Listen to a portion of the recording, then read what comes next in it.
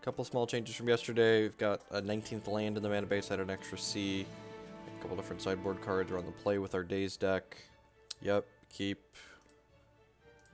Deathrite go. Yeah, pretty much always Deathrite go. You just like... This hand's actually a little beat up because it doesn't have a cantrip or a second land, but it's fine. Mulligan. We've got like double Daze force, so... Like, good chance we just like Daze whatever our opponent plays on turn 1 anyways, then we just like replay this land that we had.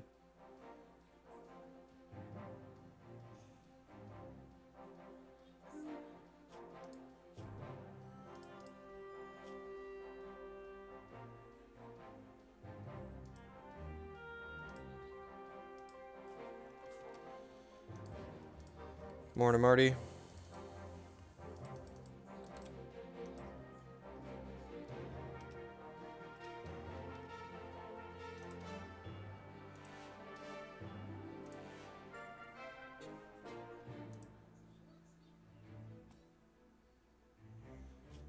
Thorn of Amethyst. Oh, let's, again, like I said, we're probably just gonna Daze whatever they did anyways, so, you know, Daze you.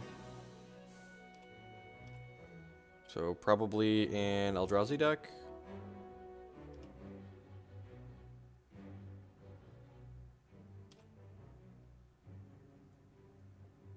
Cabal Therapy is an okay draw. So, what do we care about most here?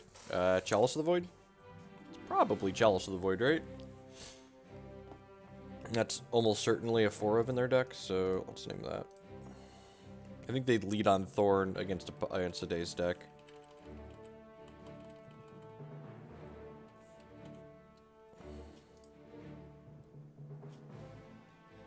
Endless one, Matter Shaper. Oh, this is the Cloud Post deck again. Okay.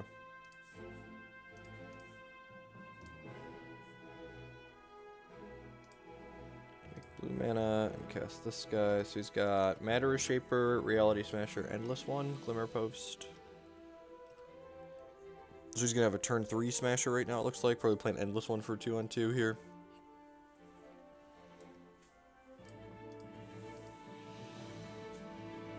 I'm not dazing this because we can daze a Reality Smasher next turn or pitch it to a force. They drew Chalice for 1. Well, we're gonna daze that one. Good beat. Good beat. Let's see how lucky we are. Can we flip a Delver?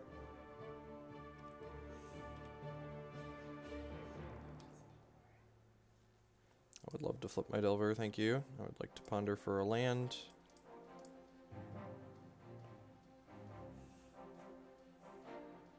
That's pretty unfortunate. Yeah, any order, shuffle.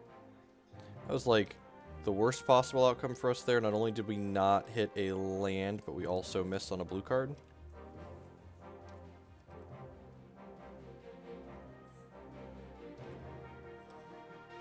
The question is, are we going to be able to race this Smusher? We might be able to. Especially if we had a fetch land here, we can go like Pyromancer, Bolt you, make a token. So this is going to be a Smusher. Our Ancient Tomb is definitely helping us raise.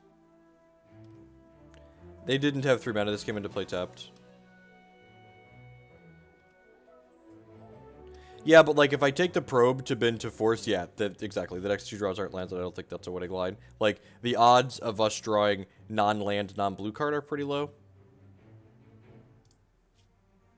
So I'm gonna play that, and then go ahead and attack for this here. We're actually just like straight winning this race, right? Like, if we'd have drawn a red source there, we actually would have killed them on our untap because we're gonna get to drain them, and then we would have been able to bolt them. So don't play another Smasher. Although I guess they can't use this, right? Or they're dead. Looking to dodge like all his dust basically here.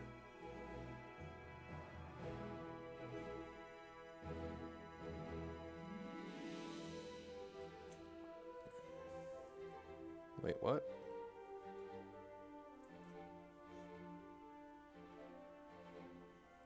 Okay, sure. So you're dead on board? I'm confused. They have a... No, I think they're just dead, right? We put them to 5, and then we attack and then drain them. Alright, also drew the land for the bolt. but pretty sure they were dead without the bolt there.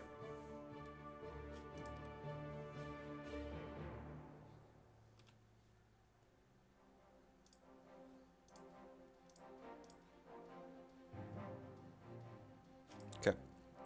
Glad we cleared that up. Kolaghan's command, True-Name in, Edicts in, Ancient Grudge in. I think I want any of these cards. Daze is good. Cabal Therapy is actually a little bit medium in this style of matchup. Their deck's pretty live off the top, but they showed us last game by ripping it and then killing us. Ripping it and then chalicing us. I think we just trim a couple of bolts here. And that's the last two cuts. Daze and Force are good in this style of matchup. Daze gets dead, but we can brainstorm it away, and we have Force of Will, and it's important in the mid to early game.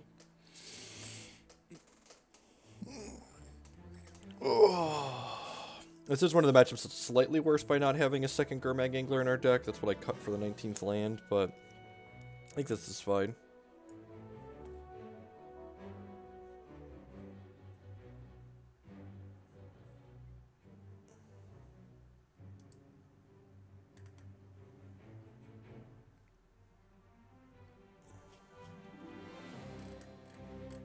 Yeah, I think this is fine.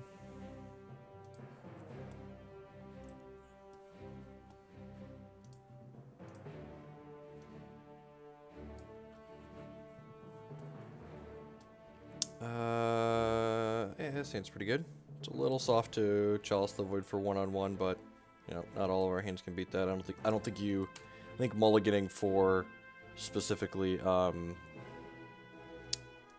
think mulliganing aggressively for Force of Will is a mistake, especially when we have a lot of meaningful interaction here.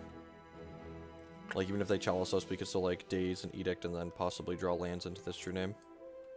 So, with the second land drawn, this hand's actually pretty good. So we can Daze their 2-mana spell here, which we're probably doing. Looks like a Chalice. Yeah. Daisy, bro.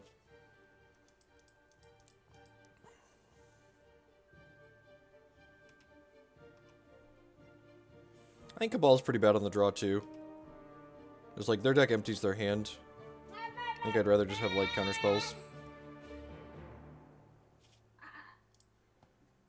Let's play Ponder, looking for like Daze and Force at this point. Maybe a Pyromancer. I don't think we really want any of those cards. I'm just gonna any order and shuffle these. It's annoying. So if they hit another Chalice, it's not the end of the world, because like we can cast Brainstorm in response and like shuffle away a possible 1-drop that we draw.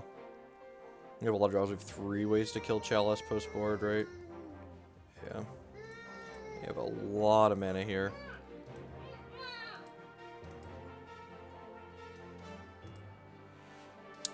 Huh. Oh, I can't Brainstorm in response because I didn't fetch. I'm dumb. I should have fetched so I could Brainstorm in response here. That was a mistake.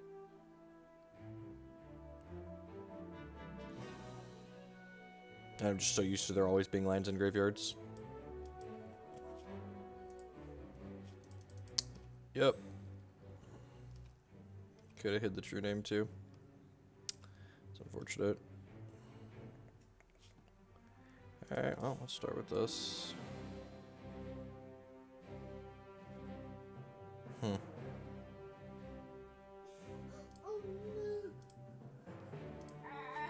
this. Crack this. Get a Volk, I think. Probe you. Alright, the rest of their hand's bad at least.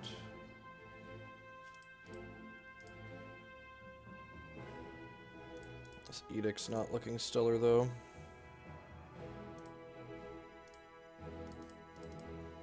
If we had a True-Name, we'd be winning this game by a lot right now, so the fact that I did not play my fetch line is a big deal.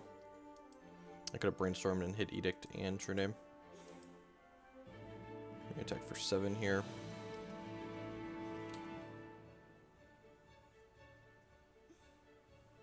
Pretty sure we just take this hit.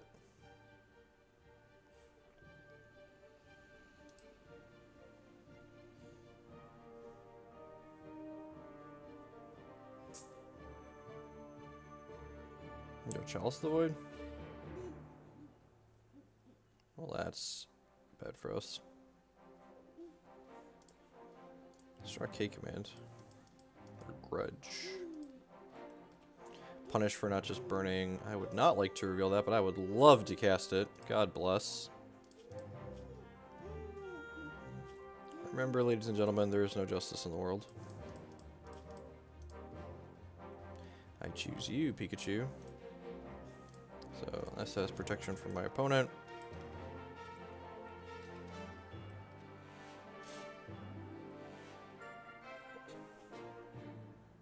Morning Arc. And they could just, like, draw Fatty and kill us here for sure. Like, they have, what, 9 mana? Alright, good beat. This is why I think this is a good example of, like, why Cabal Therapy is not good in this matchup. Like, we probed my opponent, and my opponent's, like, if we therapied to my opponent's hand, like, we feel even worse than when we probed there. Like, we therapied into their hand, and their hand was just, like, awful. And then they just, like, ran off Chalice and ran off all his dust, so, like, you'd much rather have cards like Force and Daze and just, like, things that play to the board. I think just, like, even Lightning Bolt just acting as reach is better on average than, Cabal Therapy. This thing's great.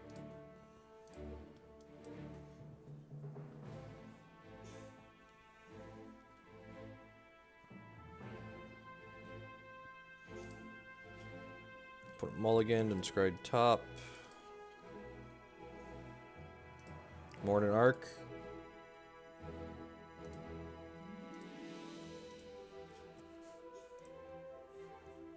Is it all his dust? Is all his dust not a 1-mana spell? Probably just gonna ponder for a Wasteland here.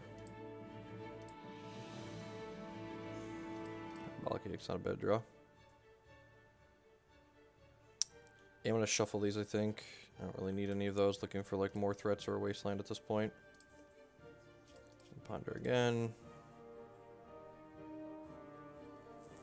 True-Name's pretty good. I think I want all these, right?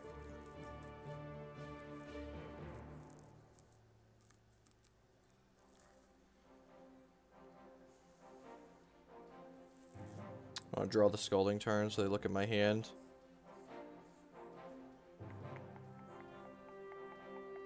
Yeah. Like to shuffle, no. Morning Punk count. Get in there. No lands and graveyards anyways, might as well get our point in.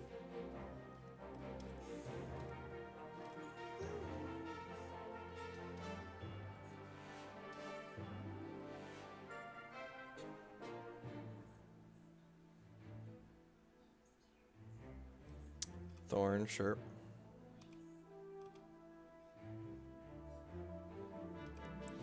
So that means we're going to...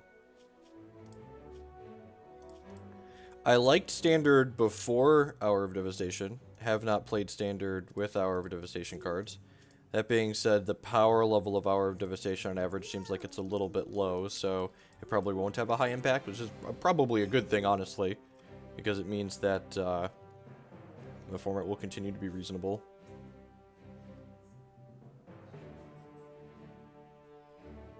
So they can play up to a 6-drop here. Hopefully they don't double Thought-Knot Seer us. Okay, so the first Thought-Knot Seer, we're going to Force of Will here. We have to make a mana because there's a Thorn of Amethyst.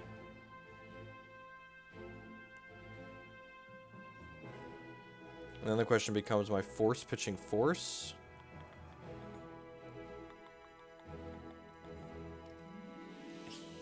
Oh my god! Oh, I just clicked through it.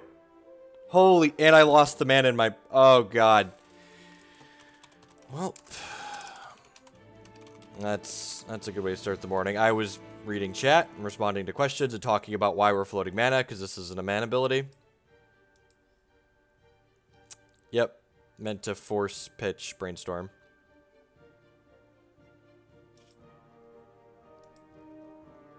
God bless it. Oh.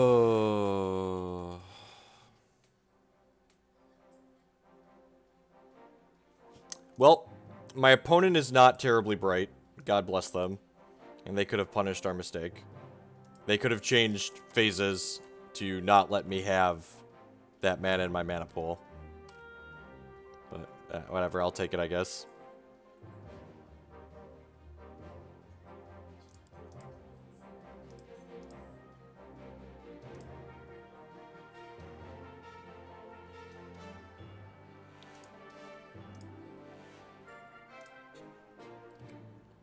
think I'm just gonna try and race this.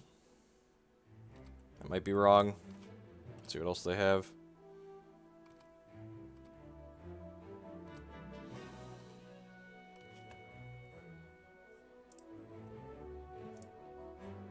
You're right. I always love when people talk about like streamers having an advantage because you're streaming, because you like have this vast wealth of knowledge on the other side of the chat. It's like, nah, it's really a pretty big drawback. Like, yeah, we'll go ahead and pack that in. And, you know, sometimes they get you. I think that matchup's probably bad for them on average, but we get a mulligan a little bit more aggressively for Wasteland, perhaps. Or like shuffle our cantrips a little bit more aggressively for Wasteland. That's probably what we're supposed to be doing. I was like kind of keeping soft disruption, and that's just like not very good against what my opponent's doing.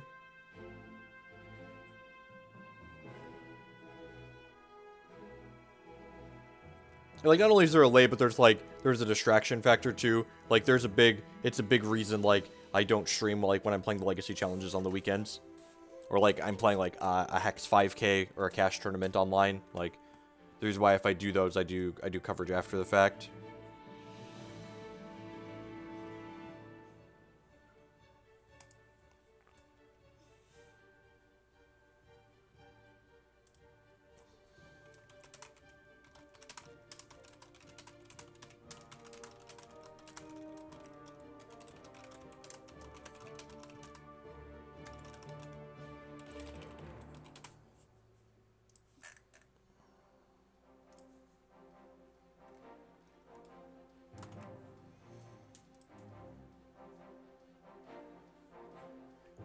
This is 10 out of 10 the best deck in Legacy. I'm not going to tell you that the specific configuration that we have is the best version of the best deck in Legacy, but Grixis Silver is hands down not only based on the data, but also based on my my play experience, like having played a lot of Legacy recently and in the past. Like, this is definitely the best deck in the current Legacy format.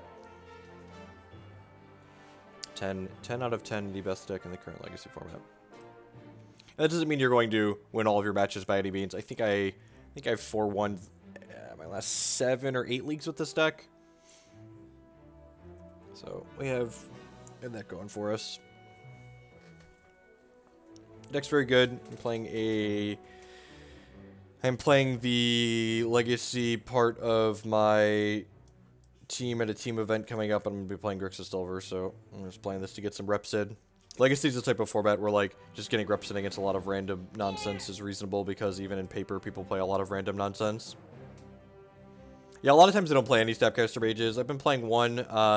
The tournament that I'm going to, I'm expecting most of the better players in the room to be on various, like, Stoneforge Mystic or more grindy style decks, so I've kind of skewed the base of the deck to be a little bit better in the fair matchups.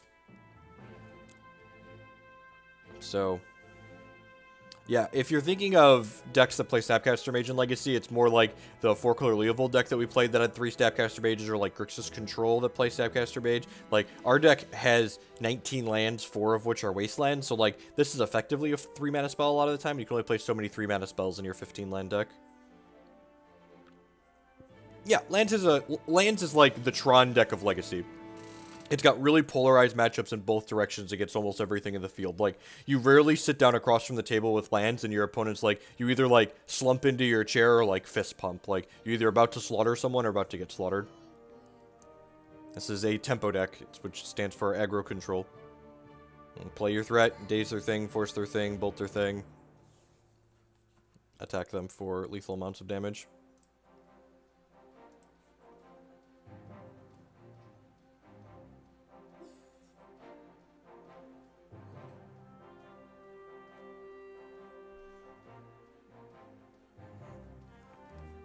Waiting to queue, hi-ho the cherry-o, waiting to queue. Delver plus Wasteland is something. It's definitely, I don't know that sweet's the good word for it. It's powerful. It's certainly powerful. I don't know, I don't think I'd use the term sweet, though.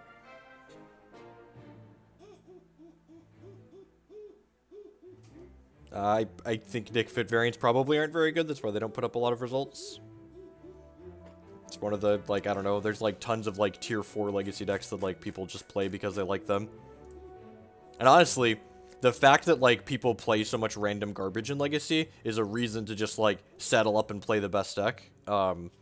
Like, in formats like Standard, and, nah, it doesn't even happen in Modern. In formats like Standard, where people playing the best deck is more popular and more common, you get kind of more rewarded for building a rogue deck and, like, tuning it to beat the best decks in the format. But in a format like Legacy or Modern, where, like, everyone's just playing a bunch of random nonsense, you can't really metagame those formats because, like, even if you have a deck that, say, lands, where you have an insane matchup against Grixis Delver, which is the best deck in the format, like, in a given tournament, you're going to play this deck once, maybe twice, depending on how many rounds that tournament is. And on average, this deck has nut draws that involve, like, Force, Daze, Wasteland, and a Delver of Secrets that, like, still beat lands. So by playing this, like, kind of cute metagame deck, you're really putting yourself at a disadvantage in a format like Legacy or Modern, because basically everyone is playing cute metagame or pet decks on average. I don't know, I haven't actually really... I think I played the burn matchup once, and we actually won it. It's probably hard on average, but I don't know. If you mulligan appropriately and, like, have the right combination of pressure and disruption, you can beat basically anything, which is one of the reasons why this is the best deck in the format. Like, you basically don't have bad matchups when your deck is firing on all cylinders. You're just like, alright, I'm gonna play my Delver, I'm gonna Daze your first play, I'm gonna play my Deathrite Shaman, attack you for 3 because I flip my Delver like a professional. Alright, force your next play, bolt you, drain you with my Deathrite Shaman. The deck's very, very powerful and consistent. Honestly, and the fact that, like, we have Brainstorm, Ponder, and 4 Gitaxian Probes, like, it's one of the most consistent decks in Legacy, almost certainly.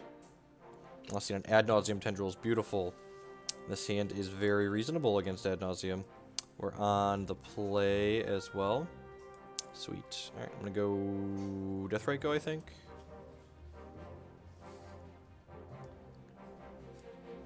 And, like, the fact that you're getting to play, like, this fair interactive deck that, like, has unbeatable draws in it is, like, kind of insane.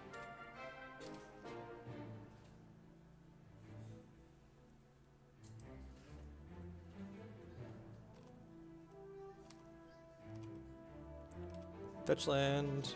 Daze is okay. Start by probing my opponent, trying to hit a land drop here. Find out what they're doing. They are, in fact, playing Storm. And their hand is really bad. Like, this hand is bad to the point where, like, I might force this Brainstorm, no joke. Because, like, they're counting on this Brainstorm to shuffle 2 of these lands away. Alright, we bricked on the land. Yeah, honestly, this True-Name doesn't really have text in this matchup. It's just, like, really terrible. So, like, if they Brainstorm next turn, we're gonna force it. And this hand was definitely a little bit risky, but, like, it's got all the tools we want, so... And we're up a land, right? We added a 19th land to the deck. I mean, like, Brainstorm makes people keep pretty atrocious things. Probe, sure. No, I don't think we want to... I guess dazing it is okay. Huh. Maybe that's fine. Do we like dazing this? I guess I kind of like dazing this, now that you mentioned that. Because, like, they do need to shuffle, and, like, if I force this, they're left with a bunch of lands, and I don't have a super fast clock. Yeah, I'm just gonna daze this.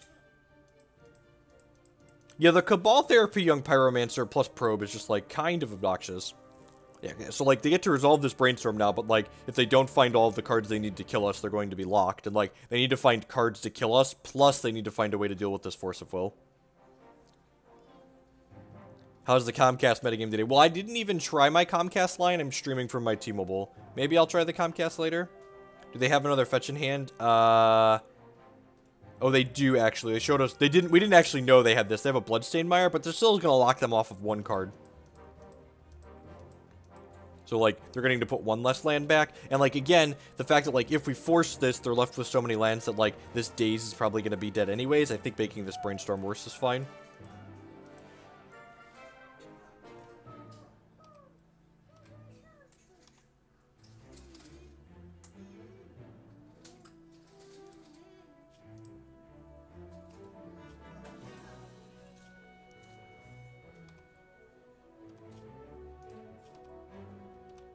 Now the question is, am I leaving up Deathrite Shaman, or am I casting Young Pyromancer? I think I need to cast Young Pyromancer to put pressure on the table.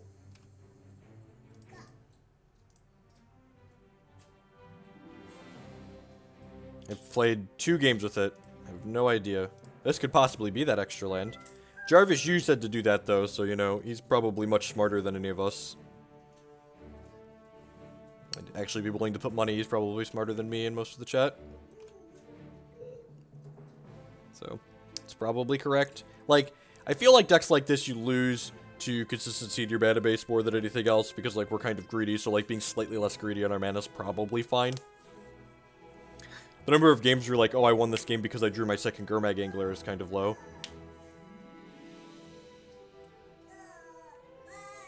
We'll have to find, like, a cantrip here. That being said, like, our clock's pretty reasonable at this point with the Young Pyromancer out of the table. So, like, unless we draw, like, mono creatures for the rest of the game, we're going to be in a decent spot. Main deck Abrupt Decay. Alright. Sure. You got me.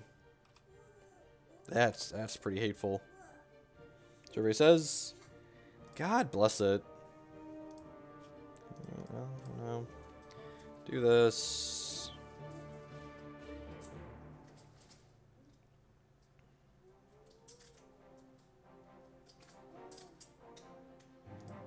I don't know that a main deck Abrupt Decay actually isn't for the Delver decks. Main deck Abrupt Decay is for beating permanent base disruption out of Storm. The fact that it like killed my Deathrite Shaman, I wouldn't have forced that even if I could. So like that card isn't anti-Delver, it's anti permanent base disruption.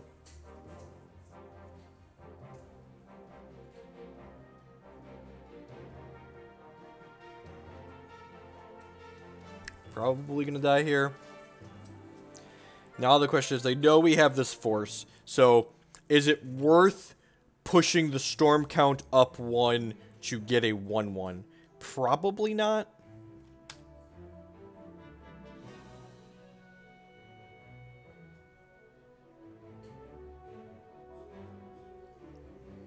So force is gone. I assume we're dead here.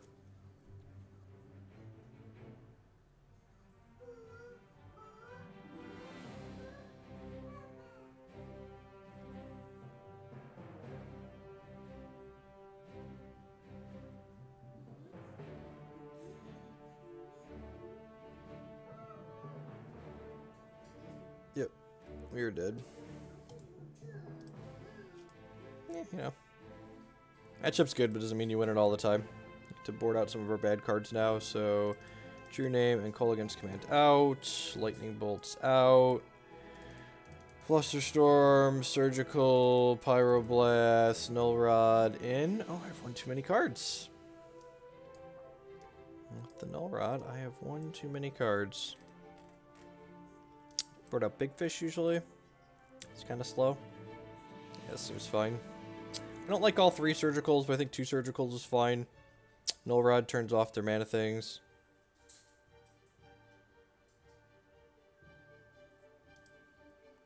Like I said, opponent had to find, like, Brainstorm's a heck of a card. Like, they had to find a lot of things there, and they ended up finding them. This seems pretty good. It's D's plus, even. The old Deathrite Shaman and 4 pieces of Disruption. Deathrite Shaman is even a piece of disruption in this matchup most of the time.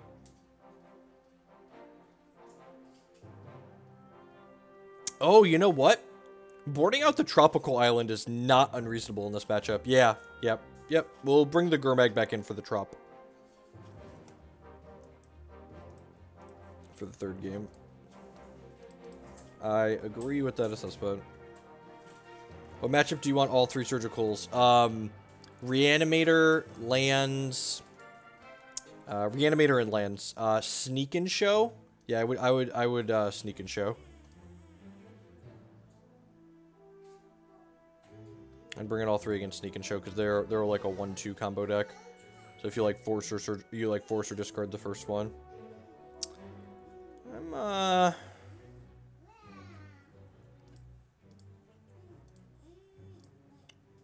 It's gonna be aggressive here. I think one of the things people don't do enough in matchups like this is counter cantrips, especially with soft counters like Daze and Spell Pierce. Like the turn the Storm deck is comboing off, you're very rarely going to what's the word I'm looking for? Get them with a Daze. So like you want to use your Dazes to disrupt them as they get there. Always name Brainstorm on your first therapy,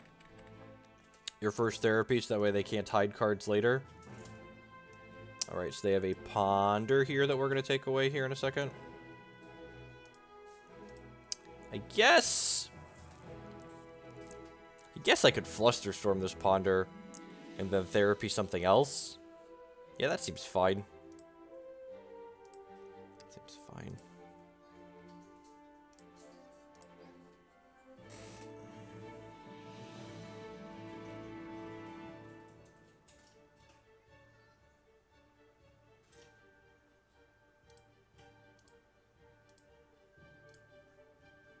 The fact that they didn't cast LED there is really good for us.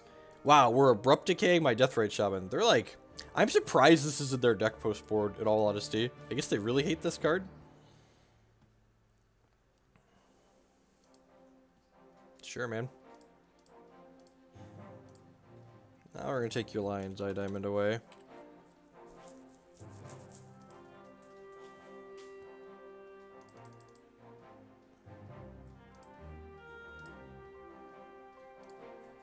This and pass.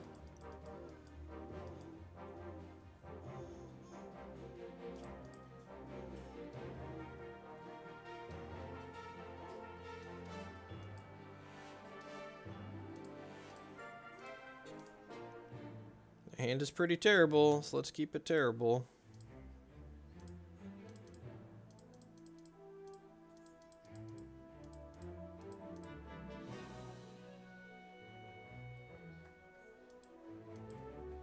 You are correct. Thank you for pointing that out. Taking a land out of their discard pile was free. Good catch. Ponder. I think I'm just going to snap Therapy here.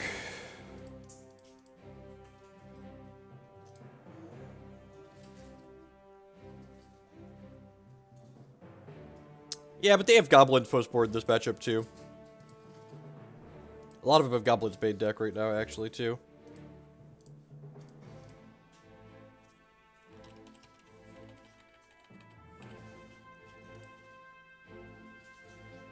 I have a Cabal Therapy. And a Tendrils, sure.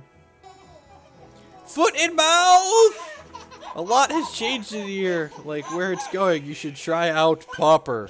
We might try Pauper at some point. The problem with Pauper is that the Pauper challenge is on the same day as the Legacy challenge on Magic Online, and the Pauper challenge has way more people that play in it than the Legacy challenge, so it's worse value.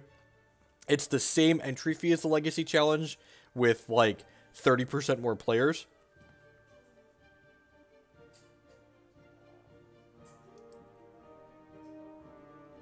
Sure, yeah, that's fair. We could have like had them off of 2 cards in their discard pile right now. I agree with that. Deathrite Shaman. Alright, start on Ponder here. To find. Yep, those look great. I don't think I need another Deathrite Shaman, but I'll take this Pyroblast. That's not the mana that casts Deathrite Shaman.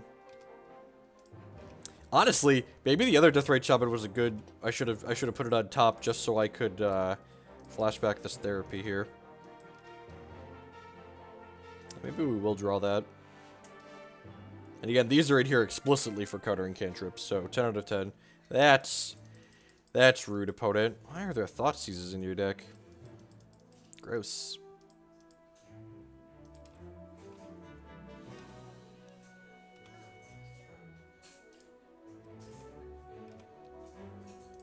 I guess I could do this. I could sack this Snapcaster Mage here to take their Tendrils away. I don't hate that. Yeah, I'm gonna do that, actually.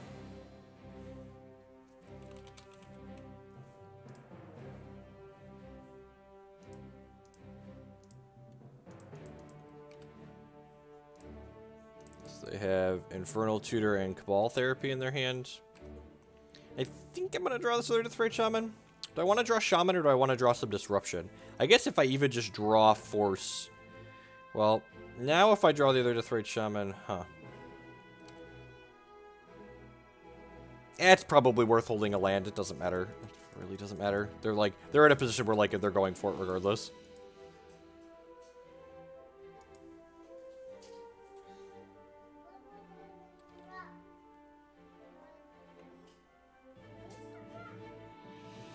Tutor for Dealer's Choice here.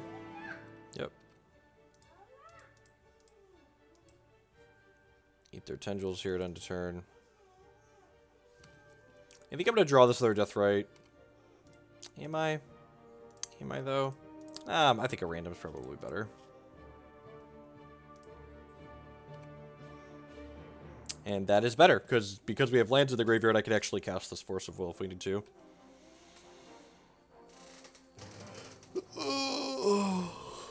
With random 5-mana counterspell is a decent draw. It's probably good to take a random.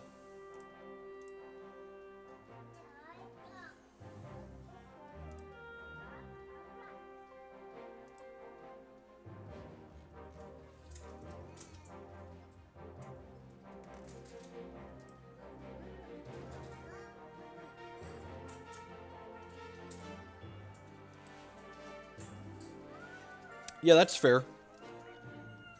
We knew they had a therapy, so like holding cards to get them to play out discard is good.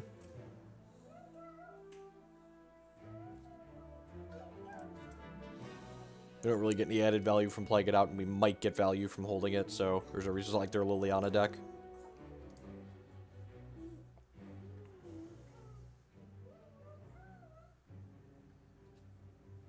Morning, Aaron.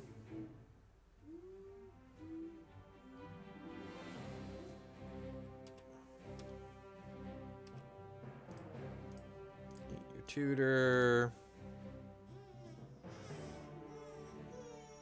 You got an Abrupt Decay for this? That's what I was kind of worried about. That makes leaving the other Deathrite Shaman on top profitable.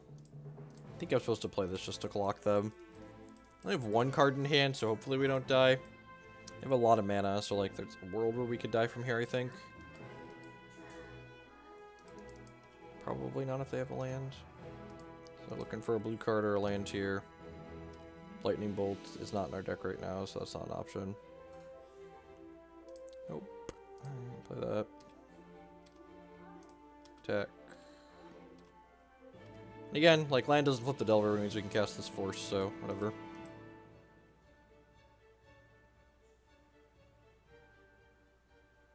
I think I'm 10 out of 10 forcing a cantrip here. Again, I just want to, like, use my mana for the turn and, like, keep them out of my hand, or keep them from assembling what they need to assemble.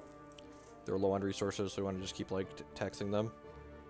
Another land, yep. Okay, so that probably means this Force is going to be good enough to win the game. Survey says... Nope. I think I'd rather hold this Force up than play this other Delver. Yep. I think I'd rather hold this Force up than play the Delver.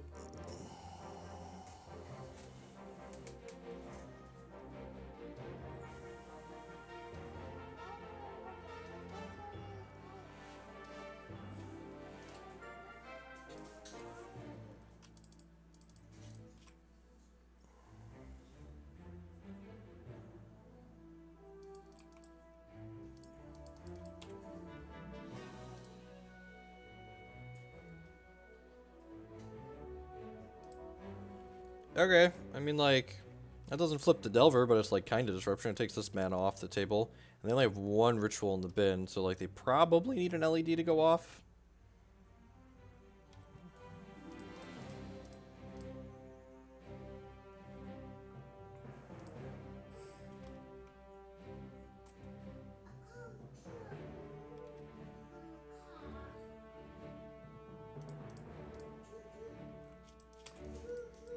I like how it says this. Technically, this does affect itself.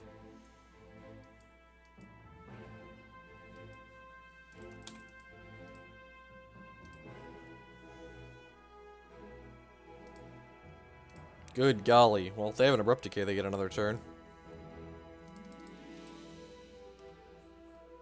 They're just trying to see another card over our deck. I'm just going to go ahead and click submit here. I think I might need to change a diaper really quick. I'll be right back.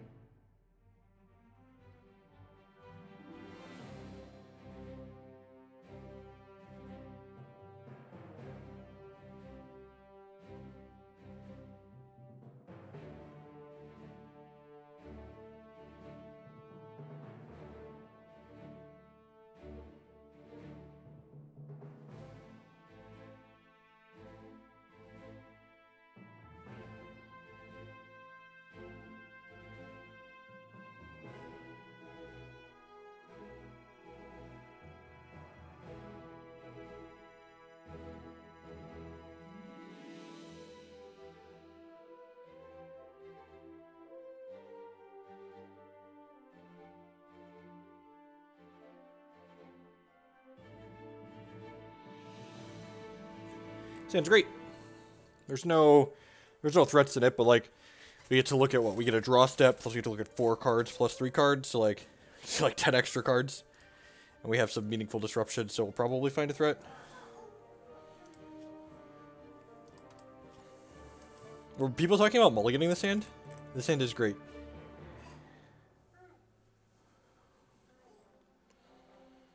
You need a threat, but like we have these are like between these 2 cards, these are virtually threats. It's like the way you want to look at a hand like this. And I'm a professional Magic player, so like, you know, there's a Deathrite Shaman on top of my deck.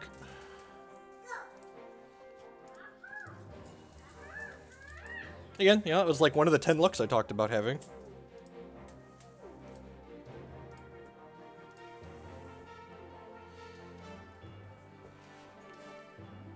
Hand is beyond reasonable. Not our nuts in this matchup by any means, but beyond reasonable. Brainstorm. Yeah, I think we're gonna have a better spot to use this Daze later.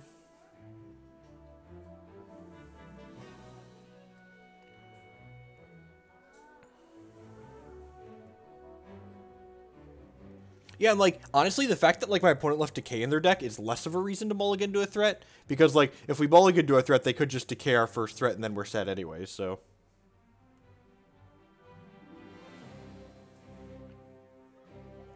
The difference between a professional Magic player and above average Magic player is that professional Magic players have taken the time out of their lives to play enough events to actually run well in a few of them. Like, you can be good at Magic and that's not enough to do well in events. Like, you have to be good at Magic and you have to play enough events to be successful in them. No, Blue White Red Delver is not played anymore because Deathrite Shaman is a Magic card. A really, really messed up Magic card.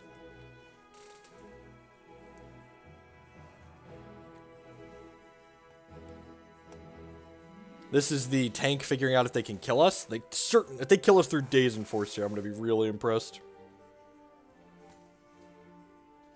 How'd my last event go? The Invitational did not go well. Modern's a pretty high variance format. I mean, you have to play well too, but like playing well is only going to get you so far. And like that's fine. Like, you know, that's why you can't expect to do well when you fly across the country to something. Like it's unrealistic to expect to do well going to something like that. Is it worth brainstorming here? Yeah, I can shuffle with Ponder afterwards. So if we hit a fetch land here, we get to just like put 2 of these lands back, which would be insane. I'd be pretty surprised if they did anything to Legacy. Yeah, well that's great. Put these 2 back. Play this. Pass the turn. Yeah, I think I want to hold Flusterstorm up here. You gotta be Fluster and you gotta be Fluster Surgical Force here, opponent. And we're cracking this fetch before we draw regardless. We just put 2 lands on top of our deck. I don't think that's strictly true. I just think, you know, it did take them 3 years to ban Sensei's Dividing Top, which was probably 2.5 years too long. So like I said when they beat us in game 1, this matchup on average is good for us, especially post-board when, like, we get to cut our few awkward cards for, like, more interaction. We haven't actually drawn Wastelands this set either yet. We haven't drawn Wastelands in this league at all, have we?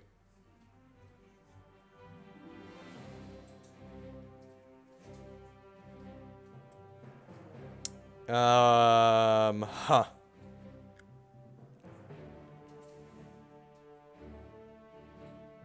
I am a big proponent of forcing the first Dark Ritual, because like if my opponent has a discard spell in their hand, they're gonna play a discard spell and take by force anyways.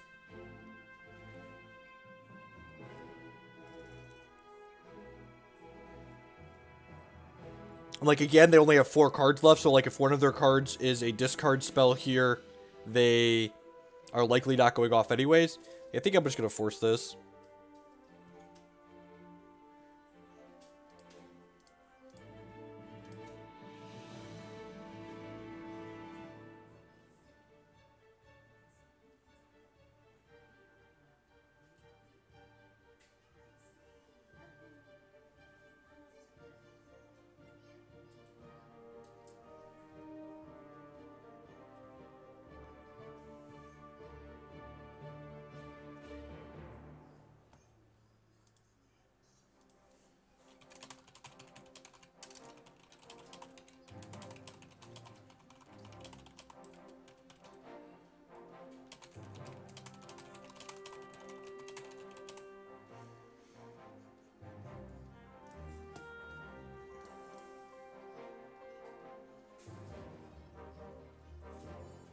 Yeah, I know that I'm cracking this fetch land because there's 2 lands on top of my deck right now.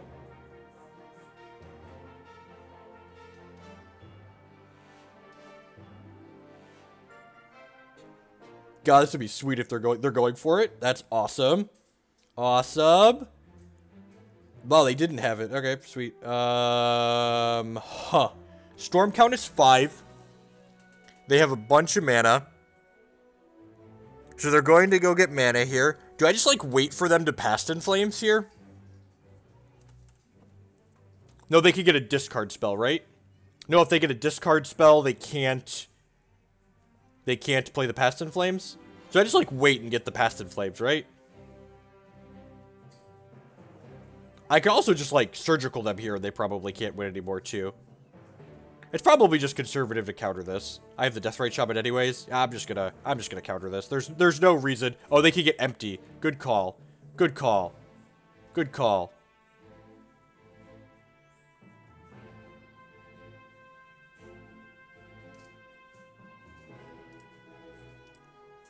Let's give them a big old no button here. Although I guess we could technically Flusterstorm it empty too, right? Like, they'd be out of mana, and we'd fluster every copy.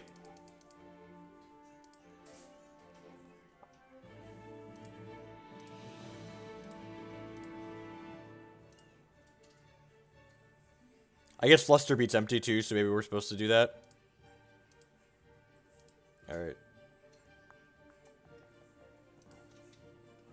Yeah. Magic's fucking great. Alright, so... I'm going to draw step surgical their Infernal Tutors. This gives them a chance to draw an Infernal Tutor for their turn. Maybe swamp in their hand deal.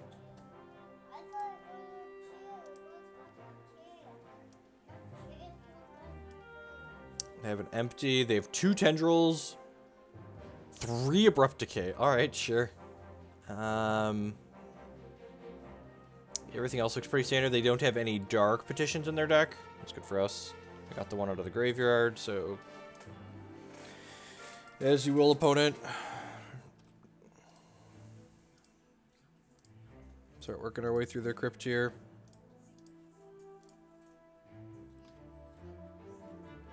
Dr. Peasy. That's probably fine, right? Let's go like Peasy into Ponder here. Look for another blue card to pitch to this force. Just kill our opponent faster. Another 1 card's a swamp, so we're probably not dying anytime soon.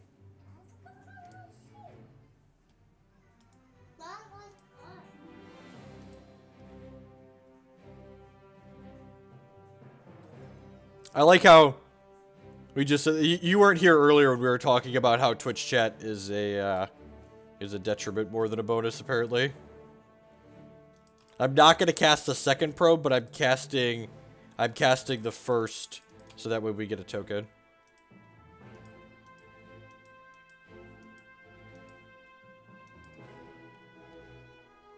Probably to be more resistant against the Wasteland decks, I'd imagine.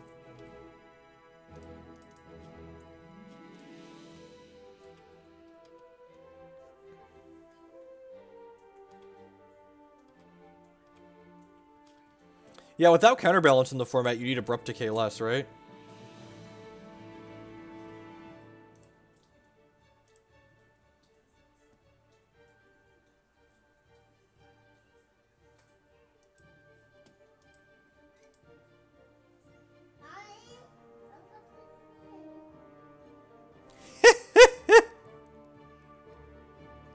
I think I'm actually forcing this.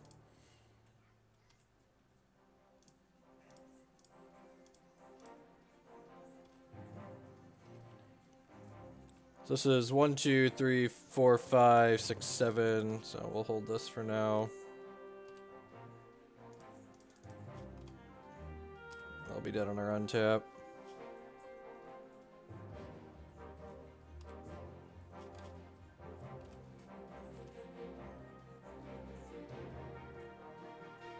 Sure, like I'm not saying the Abrupt Decay doesn't have utility. I'm saying that like it's less needed in a world without counterbalance. I think of the new Miracles deck. It hasn't really put up results outside of Magic Online, right?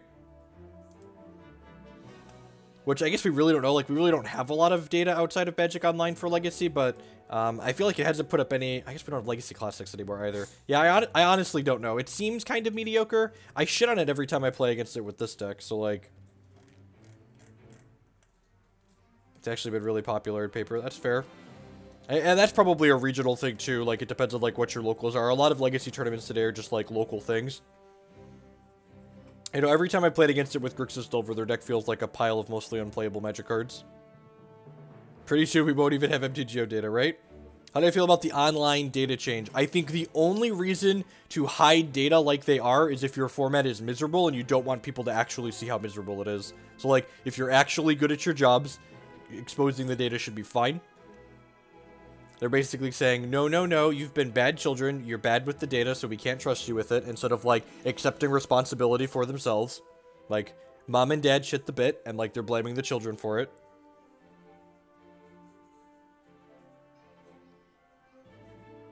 This is still objectively the best deck in Legacy, both based on my experience and what data we have.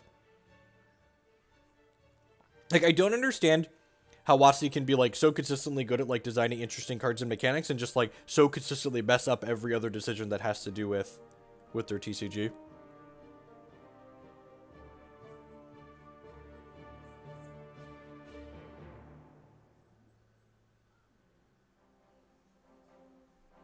It's probably fine. Like, it's playing a collection of mostly reasonable Magic cards.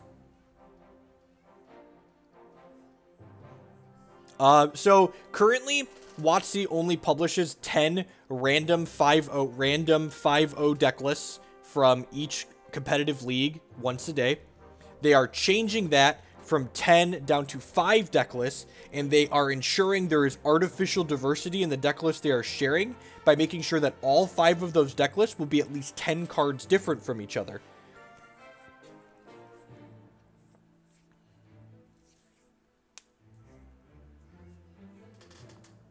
Young Pyromancer and Cabal Therapy is one of the reasons why this deck is one of the best decks in the format. Oh, and this card. This card's just, like, really messed up. And, like, I would not be sad. Like, people talk about, like, banning things like Deathrite Shaman in Legacy. This is the Magic card you want banned in Legacy. This is the card that's obnoxious. And, like, I'm gonna play it because, like, it's really powerful and it's sweet with Pyromancer and Probe. Pyromancer and Cabal Therapy. But, like, people talk about, like, combo running people over if you make Delver weaker. This card makes the combo decks weaker, too. It makes Belcher worse and it makes Storm worse. Why do they not publish all the deck lists? So, WotC is really good at assigning blame to the wrong things, and Wizards of the Coast believes that it's the data's fault that their formats get solved as quickly as they do, not the fact that their formats just, for the last few years, have, like, had one or possibly 2 objectively best decks, and people all end up playing those because they're objectively the best deck and they're much better than everything else.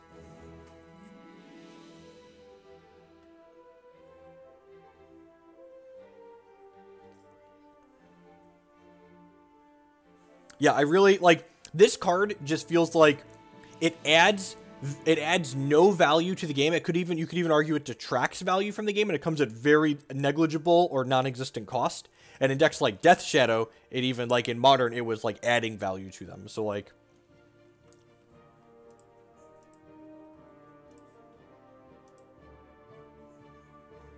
No, feel free. Links are enabled in chat. Like the chat rules say, you know, just act like an adult. Until you prove that you are not an adult, you are allowed to post links in chat.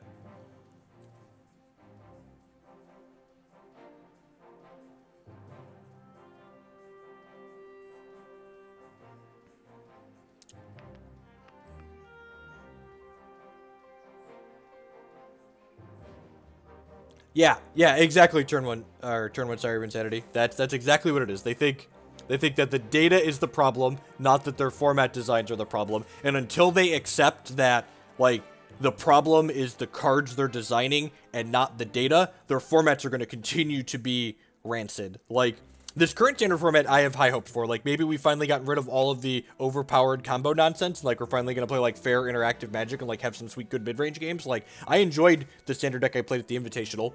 And, like, testing for that standard format was fun. So, like, hopefully Hour of Devastation keeps that up. Yeah, in fact, I tweeted at them, I was like, you should probably take down the metagame percents off your page on MTG Goldfish. While we're waiting to pop here, let's plug the sponsors really quick. I'd just like to say thank you to everyone for hanging out here today. I know there's a lot of different things you could be doing, different people you could be watching, so thanks for choosing to spend part of your day here with us while we play some Magic the Gathering. My name is Jeff Hoagland. I'm a TCG player and content producer. You've landed here at my Twitch page, maybe my YouTube page in the future. If you're new and you're enjoying what you see, I'd encourage you to show those support using that follow button there on your screen. It doesn't cost you anything, helps other people find my stuff. I'm going to be here streaming Magic every Monday, Tuesday, and Thursday mornings, as well as some other random times, so be sure to follow me here on Twitch or Twitter for notifications and when I go live and with what games. I also stream Hex Shards of Fate, a fully digital TCG, several times a week. I want to follow up my Magic streams on Tuesday and Thursday with that. If you're enjoying my content and you want to help me make more of this content, there's a couple different ways you can do that. The first is by subscribing on Twitch or becoming a patron on Patreon. You can also support my content by supporting my sponsors. MTGOtraders.com would love to buy and sell Magic Online cards with you. Use code Hoagland PayPal at checkout there. You will save 8% on your orders. InksGaming.com would love to help you customize your gaming experience. They do playmats and mouse pads, and I believe sleeves too. And use code Jeff12 to save 12% on your purchases there. MTG Card Market buys and sells physical Magic cards. Use code Jeff10% there. You will save 10% on your purchases. And SpareDeck.com will rent you any physical, standard, or modern deck. You can use code Hoagland7 to save 7% on your rentals there. You can rent a deck for a weekend or up to an entire month. I use them for a lot of my physical Magic events. Unfortunately, they don't do Legacy because these cards are expensive, and I wouldn't want to worry about people damaging them and getting them back. But standard and modern, I get lots of stuff from them all the time. Does MTGO Traders sell tickets that I can use to code with? I'm unsure on tickets. I know it works on singles. I'm assuming it doesn't work on tickets. If someone sponsors a league, do they need to provide the cards? They do not. So part of my sponsorship deal with MTGO Traders, and God bless them, is that they provide me with Magic Online cards to stream essentially whatever I want, so long as they have them in stock. So we're waiting on them to get new standard cards in stock, and they'll be streaming some new standard. But yeah, if someone sponsors a league, I can pretty much get any cards that we need. Occasionally, I have to wait a day or two for them to get something in stock, but usually they have stuff right away. They have a really big selection, deep with that. You able to give them a list, or is it like you pick a list? They do both. They have pre-built decks on their website that you can pick out, and you could also just like submit an individual list of cards. Are we avoiding Modern for a while now? I am just playing TCGs to have fun, and I am not enjoying playing Modern, so I'm not playing it. If people want to sponsor a Modern League, I will happily play a Modern League, but Modern's kind of high variance, and like I don't have fun when I'm feeling like we're on average going to be losing a lot, so I am kind of avoiding playing Modern because none of the decks are particularly exciting to me and the format's kind of obnoxious. So if someone else wants to pay for me to play Modern, I'll happily play Modern if someone else is sponsoring the league, but I'm really enjoying Legacy, and New Standard seems sweet, so my focuses are going to be Legacy and Standard, definitely. Do you think Grixis Shadow is a very skill-intensive deck? I think every deck in Modern has different pluses and minuses that allow you to hedge based on your play skill. I don't personally enjoy the play patterns that Grixis Shadow has. I think 7 1-mana discard spells into 1-mana 8/8s don't allow for the opponent to really have any play or counterplay. It's mostly just like, alright, you took my best 2 cards, and now like I'm hoping to rip something live off the top of my deck. Honestly, Lantern's a deck in Modern that I might enjoy. Like, it's... Discard takes a certain type of skill. Discard takes a skill that is format knowledge. Like, you have to be knowledgeable of the format and kind of knowledgeable of, like, what the decks in Modern are doing and, like, which cards are important and how to prioritize what you're doing with your discard. So, it requires a skill, but it's, like, definitely if you have, like, a base format knowledge, like, it's not a very difficult skill. Yeah, I think it's great. It's like a Gitaxian Probe away from being the stones. Also, there's Wastelands in our deck. That's great. Almost didn't realize that. First time drawing those today. Yeah, like, if you're a competent competitive player, casting discard spells is not difficult. Because, like, you probably have a basic understanding of, like, what most of the important decks do in the format and what cards are key to them. Especially when it's just, like, in the context of, like, which of these cards in their hand is the best.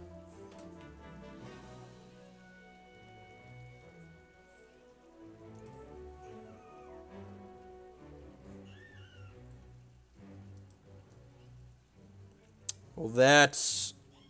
Okay, this is a matchup I want to practice. We've got Null Rods. Griffinson with the brand new $4.99 subscription. Thank you very much. I do appreciate that. Like I said earlier, subscriptions are the best way you can help support my content here. So welcome and thank you for that.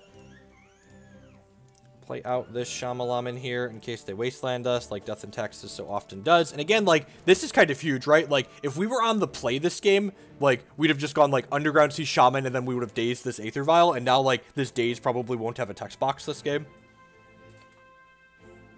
Well, I do appreciate it. Welcome. Yep.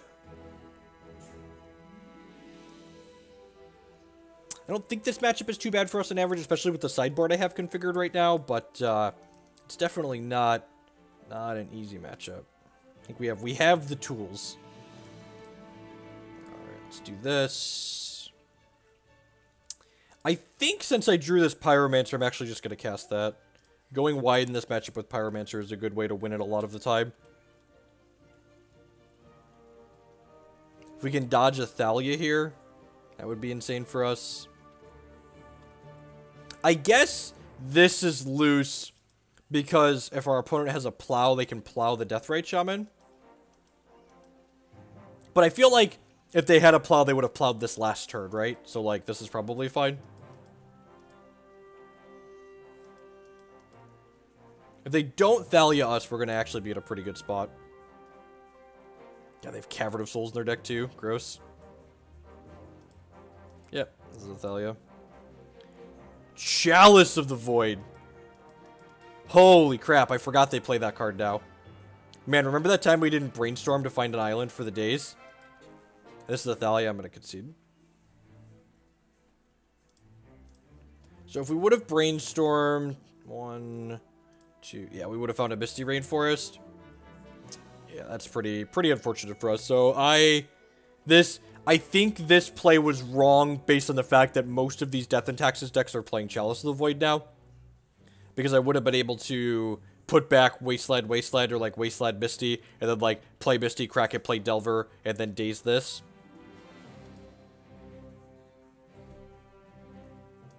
We are getting got so far. We're currently 1-1 and down a game in this match. Cabal Therapy's medium here.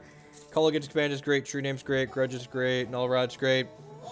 Vince with the $5 donations. Hello, Jeff. It's a small hello from Belgium. Really like your content and hope I'll be able to follow you in the future. Well, thank you for the support. I do appreciate it. Welcome. To bring these in. Get to bring in some Edicts and try one Therapy here. Therapy's okay in this matchup because with Pyromancer, it allows us to tear their hand apart. And, like, they do play Stoneforge Mystic, so, like, we know some cards in their hand a lot of the time.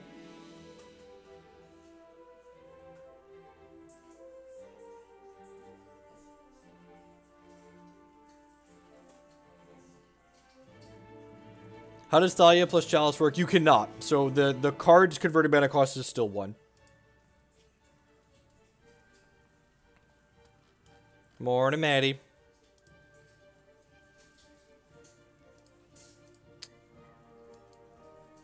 It's probably a mulligan.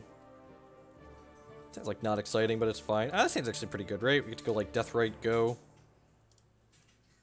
Scry me a river. I'm going to bottom that. We're actually looking for another land here.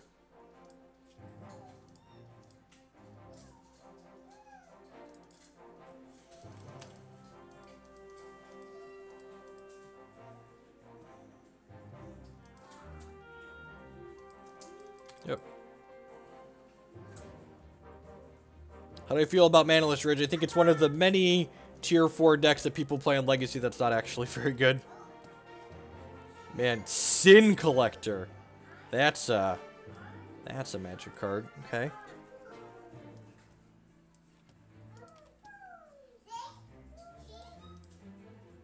Ponder? Ponder. Looking for a fetch land. Perfect.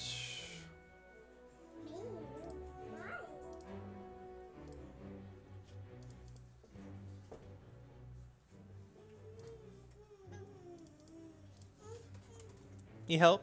Help. Help, please. There you go, buddy.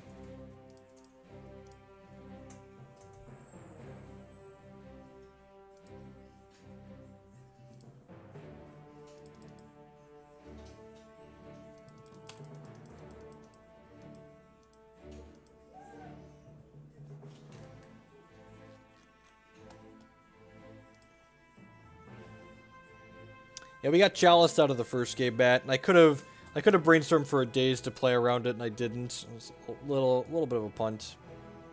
Are they just gonna jam the Thalia here? Or just playing some... Sure. Yep. What are the tier 1 decks in Legacy? Probably Grixis, Delver, 4-color Leovold, Storm, and Sneak and Show, I would say, are the best decks in Legacy right now. Survey says Scalding Tarn. Nope. Alright. I really want to kill this? I don't think I do at this point. I'm going to go ahead and attack with one of these Deathrite Shamans, because there's a finite number of instants and sorceries in graveyards right now. And at a certain point, they're not going to be able to attack once they have Thalia out, so I think that's fine. Throw a Blackwood Reanimator there. I don't think Blackwood Reanimator is consistent enough to be tier 1, and you can't have that many tier 1 decks in the format. Like, it's just like, by definition, you can't. I think the K-commands are very reasonable. That's why I'm playing them. They're very good in these they're very good against the Stoneforge Mystic decks. Like, unreasonably good against the Stoneforge Mystic decks.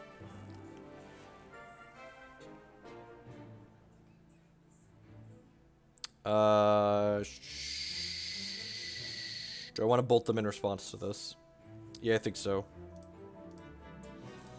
Because I want to be able to get all my spells out of my hand, so that way when they play Sin Collector, I just like don't have anything for them to take.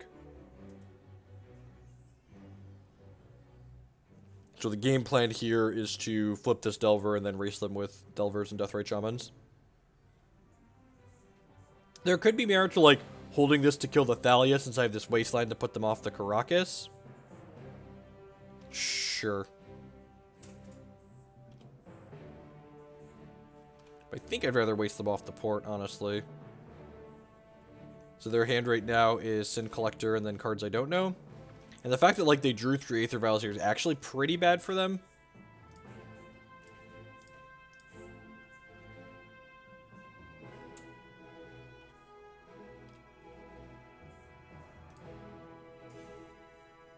It's a decent draw.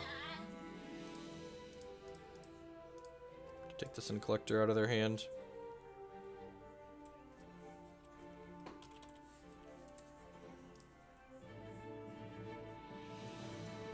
Sanctum Prelate.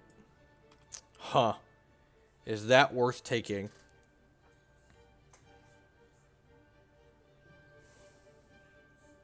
Can I kill them with these before Sanctum Prelate is relevant? It's like a real question, right? What do we think? It's actually kind of a tough choice, right? Like, you can drain with one of these. Sanctum Prelate's gonna cut us off of casting 1-mana spells. I think we're supposed to sack the Deathrite Shaman and take the Sanctum Prelate.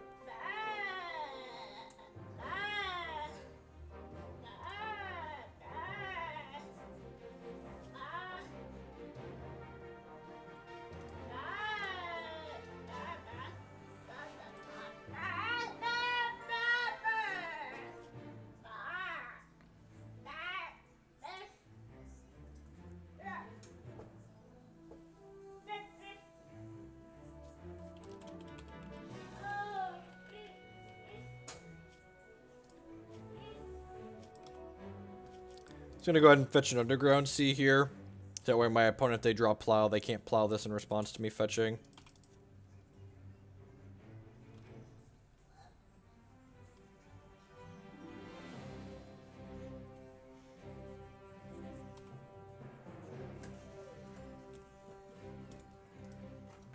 Do you want Cheerios, Jacob?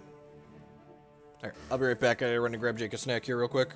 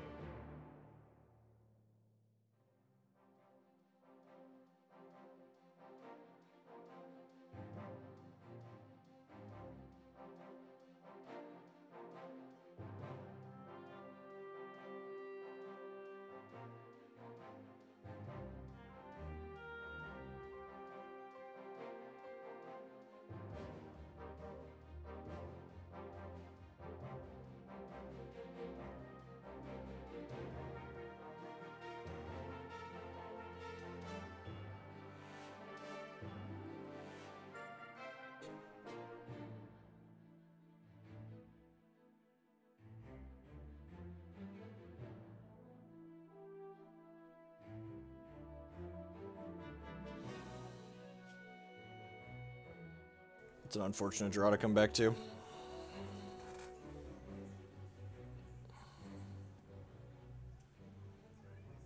Big old giant button says MTG decks down below the stream. It's got your back, man. Delver, Snapcaster Mage. Yep. Alright. Remember that time I exiled the Probe so I couldn't snap Probe? Not that I could do that this turn anyways. I think I'm in the market for these, right?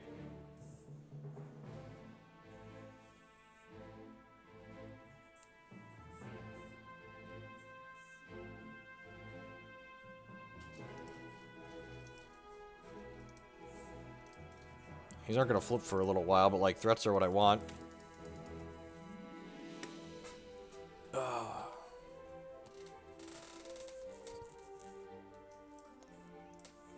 I think I want Delver, Snap.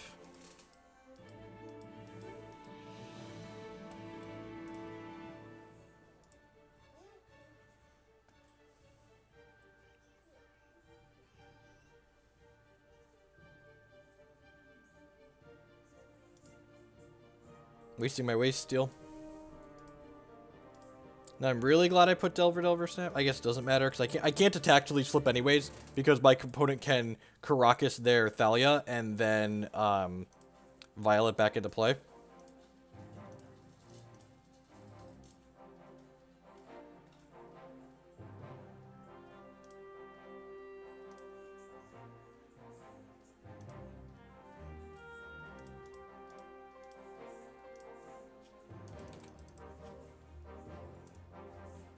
Yeah, so I can't attack here because they'll pick this up and then put it back in and block.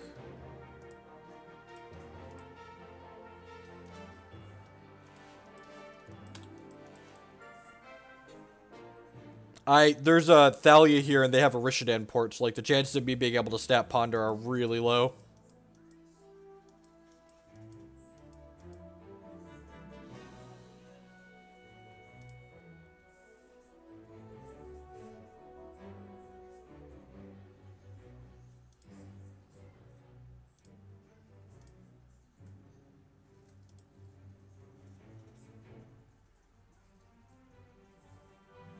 They left their mana up. That's interesting. I should have kept the Gitaxian Probe. I almost kept the Probe over the Ponder too in case we found the Snapcaster Mage, just for like, because of mana efficiency reasons, but messed up.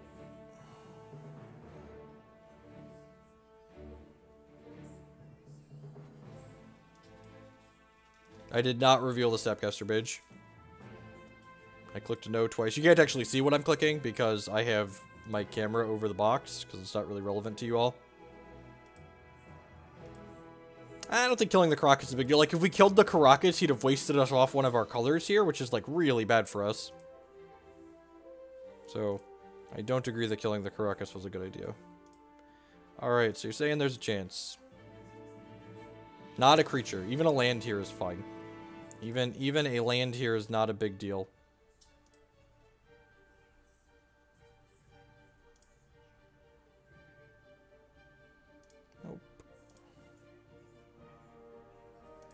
Alright, so during our upkeep here, we're going to flash in the Snapcaster Mage and target this Ponder since there's a Volk on top of our deck.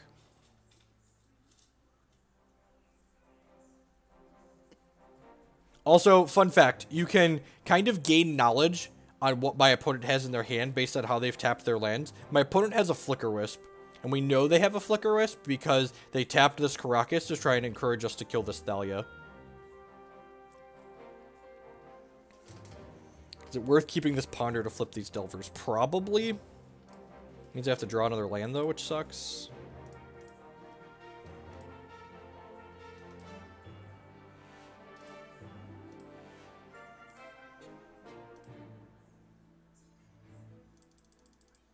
So either they don't have Flicker Wisp or they're holding it. I feel like you'd play it if you had it. I could be wrong, though. They might want to flip one of these Delvers back and trade with the other one.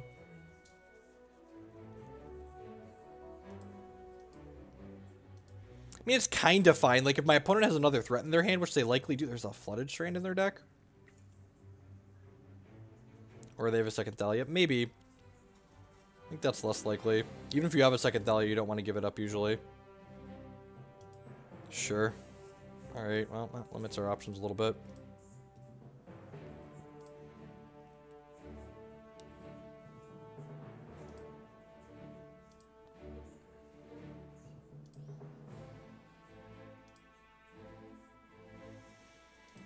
Alright, well, if they don't have anything, we could be in a good spot.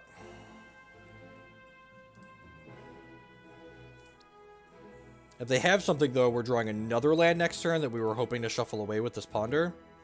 Which means they have a Flicker Wisp, we're not going to be able to attack for another turn cycle. We aren't attacking because they could... Oh, last turn I felt like they probably had a 3-drop. I feel like they have a Flicker Wisp. And this time, they can, because I left Karakas up, they can Karakas their Thalia and then Viola Thalia back in.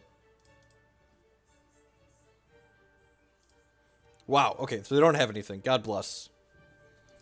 Right, so one more brick then, please. One more brick.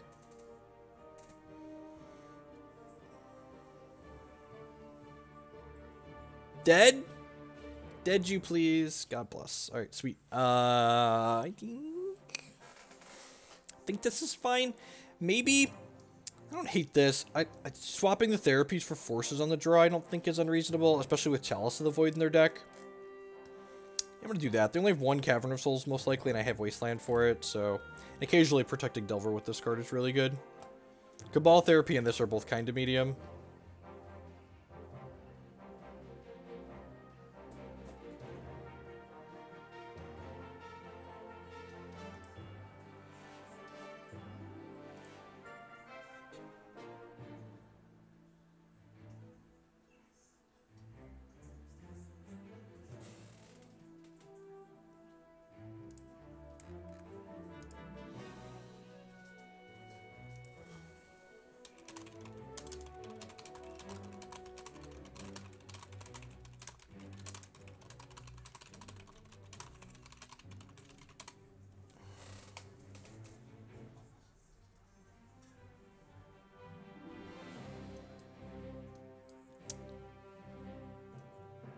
Opponent mulligan. Do I keep this because they mulliganed?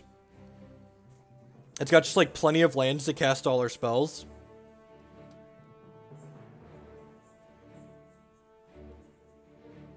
I think I'm gonna keep this. On mulligans, they're more inclined to keep like colorless land Aether Vial starts. And we could waste them off of that. I don't even know if this is greedy. This might just be like a fine hand to keep against a deck full of Wastelands, Ports, and Thalias. Scry bottom, scry bottom, scry bottom, scry top. Gross.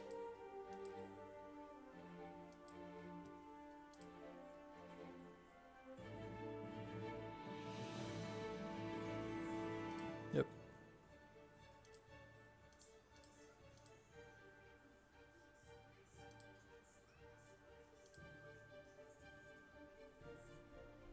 I was about to say immediately draw Force of Will and wish it was Cabal Therapy.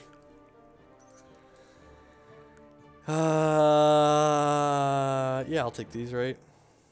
10 out of 10 want a Lightning Bolt here. And then we can shuffle away that land with one of these fetches that we have already.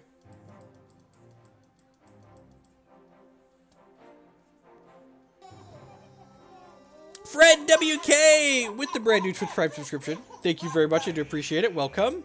Subs are the best way you can help support my content, so I do appreciate that. There's port.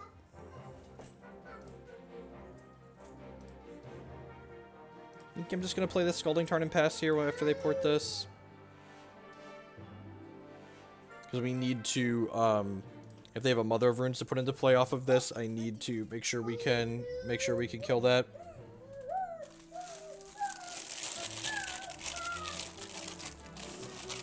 Okay, no Mother of Runes, that's fine. Oh, probably too many. Don't dump these out. If you're not going to eat them, bring them back.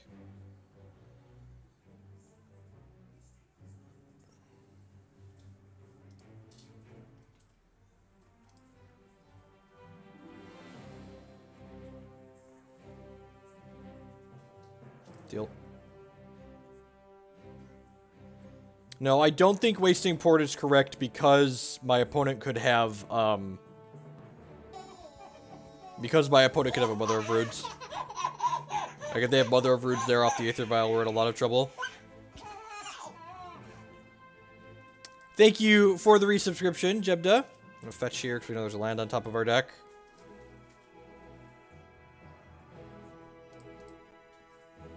I'm just gonna bolt this Thalia, I think.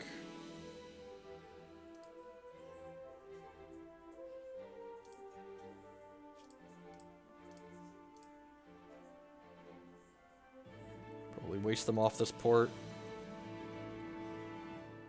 God, the Magic Online Shuffler has to be fucked. It just must not shuffle some of the time.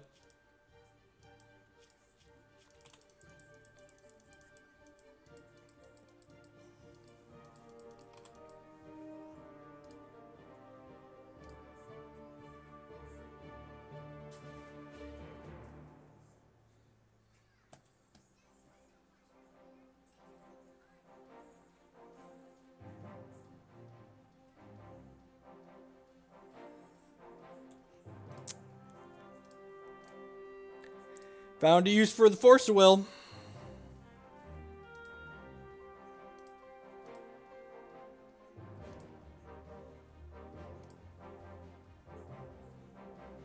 God, remember that time we used the Force of Will there? Pepperidge Farm remembers. Huh.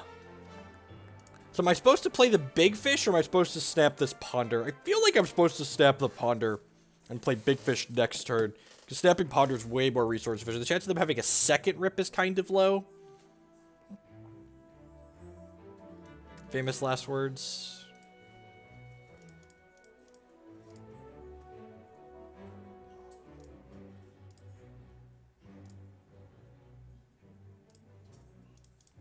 If they had a Vial on 2, I wouldn't have done this because they could have put in a Thalia in response. But, yeah, I think I'm okay drawing these. I can shuffle this Volk away.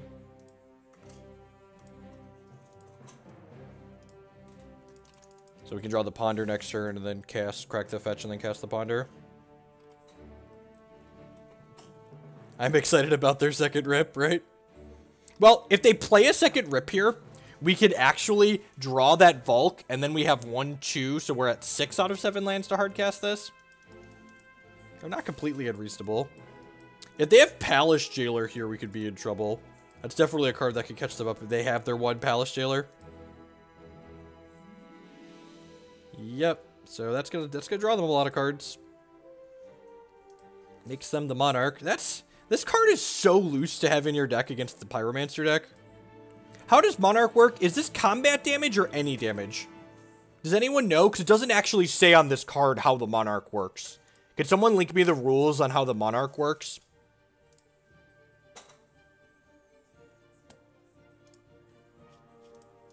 It's combat? Okay, thank you. Things I should like when I zoom on this card. It should put Monarch off on the side of the screen and explain what it does to me. That's an any order and a shuffle. Pyromancer. Dr. PZ in the house. Speaking of, why do you have this in against the Pyromancer deck? When a creature deals combat damage to you. Okay, sure. It does say there. Thank you.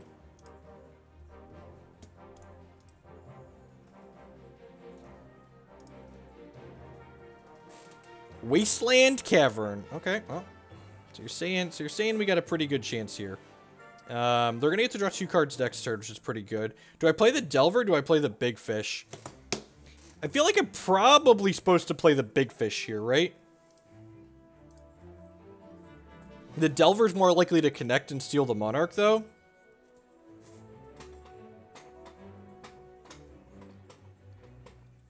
The Delver's more likely to connect. The only reason to play the Big Fish first, I think, here is because of a second Rest in Peace, and they only got 1 shot to draw that.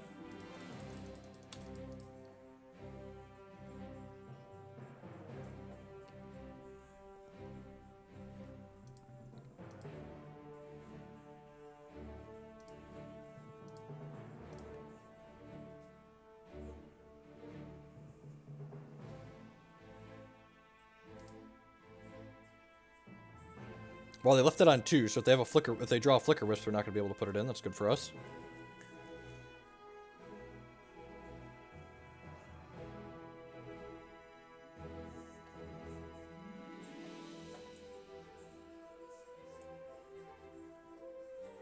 Sure, but like that requires drawing like a 2 of. They have 1 shot to draw a 2 of. No, if Delver, that's not true.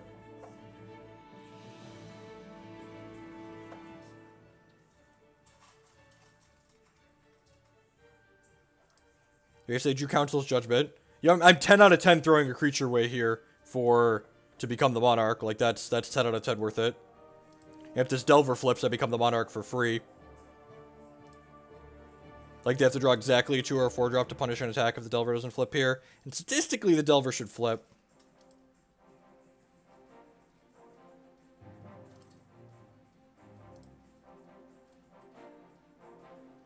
Sweet. And we get the perfect information off the probe.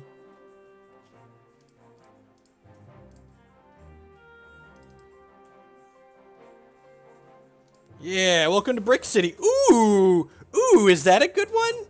If so, why? Please explain. I would like to be the Monarch, please, opponent. And then I get my Snapcaster Mage back, too, right? I believe I get my Snapcaster Mage back.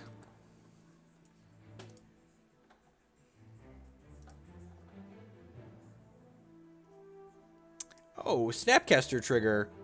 Ponder? I feel like I just want to ponder. Thank you, opponent, for letting me ponder. I appreciate you.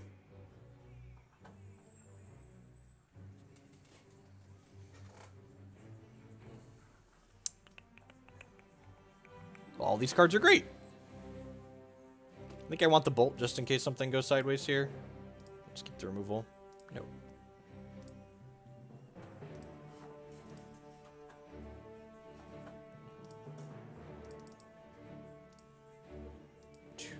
Three, four.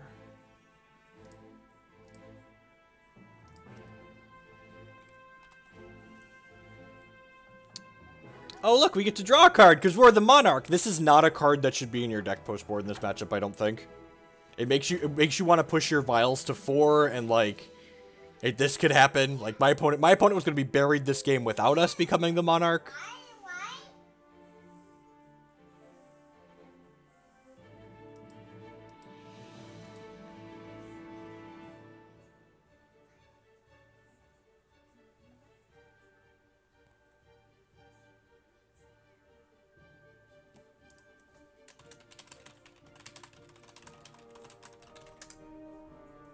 This is just my thing. Whenever my opponents complain about their draw in Legacy, it's always the non-blue opponents that complain about their draw too.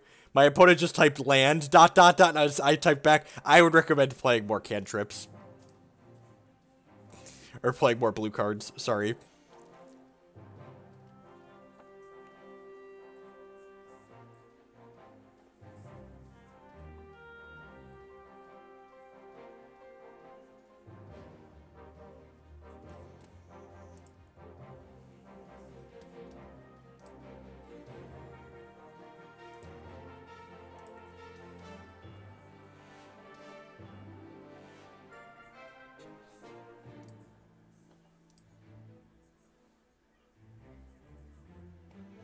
Oh, look! A 1-mana Planeswalker. Is that good?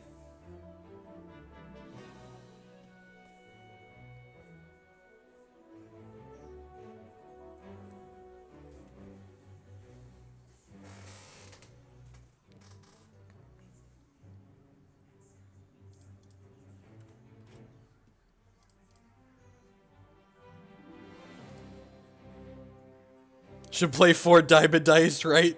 Whoa, whoa, whoa, whoa. Oh, they need some guidance in their deck, Klutz. That's the problem. They're not playing any copies of guidance. Duh. Gosh, Hex is such a great game. Let's make all the shards competitive instead of just one of them.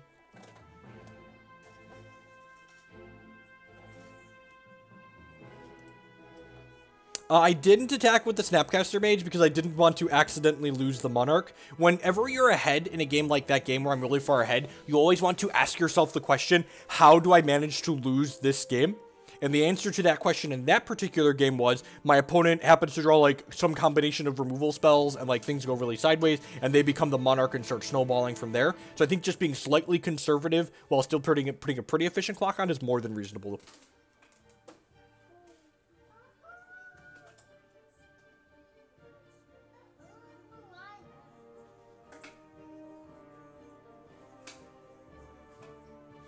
experience ruined.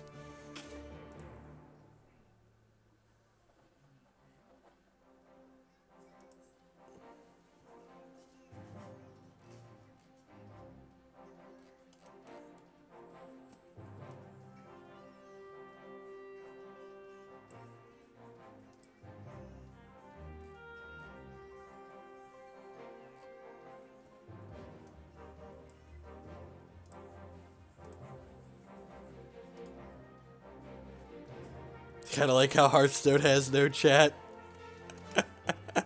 Thanks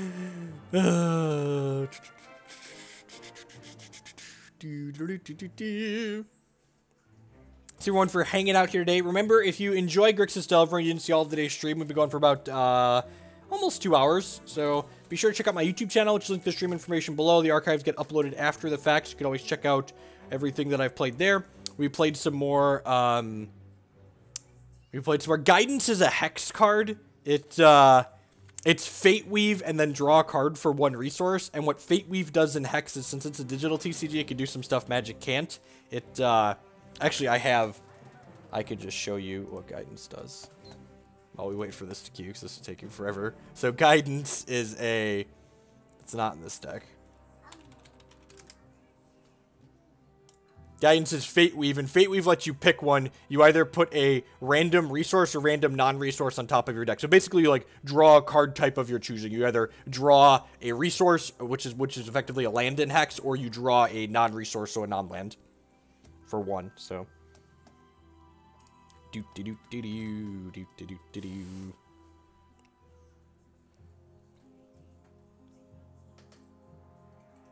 It's very powerful. It's a lot of sweet consistency.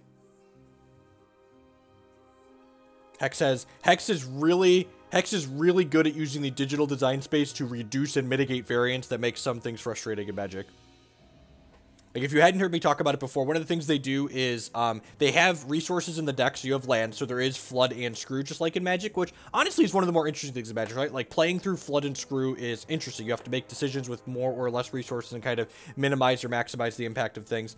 But what Hex does is they don't remove Flood and Screw, but they make sure everyone mulligans a little bit less. Using a probability distribution, they get rid of the 10% most resource light hands and 5% most resource dense hands. So basically, everyone has less no-land hands and less all-land hands. So basically, everyone mulligans 15% less. So there's just, like, less non-games where someone mulligan to 5 looking for 2 lands in their opener, which is, you know, enjoyable. As someone who wants to actually, like, play good and interesting games at a TCG, like, less games where, like, someone mulligans into Oblivion is nice.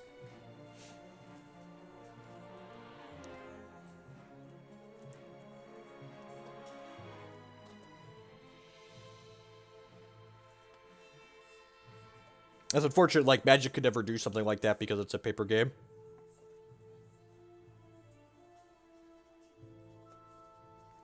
See Claim to Fame working in Legacy and decks like Grixis Delver? I don't see why Claim to Fame would be better than Unearth. And Unearth sees some play in Legacy decks, so...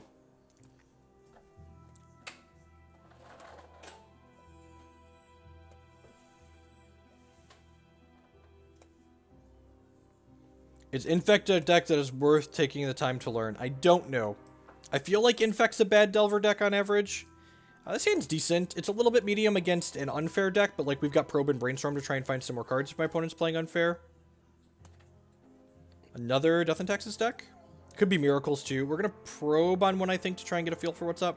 Unless we draw a Pyromancer. Actually, I guess this is almost certainly a fair deck, right? Yeah, I'm just going to play the basic... I'm just going to play this and cast this. And I'm going to hold the Probe for a turn in case we hit a Pyromancer can make a token. Yeah, Lisette's build is sweet. Plays like a variation of the 4-color control deck.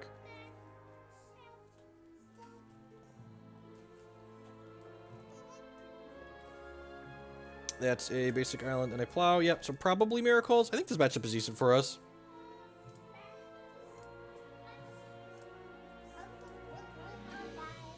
Alright, so Bolt's pretty mediocre in this matchup, so I'm going to go ahead and Brainstorm here and try and get rid of those. Well, Top's not legal, so yeah. Spell Pierce. That's annoying.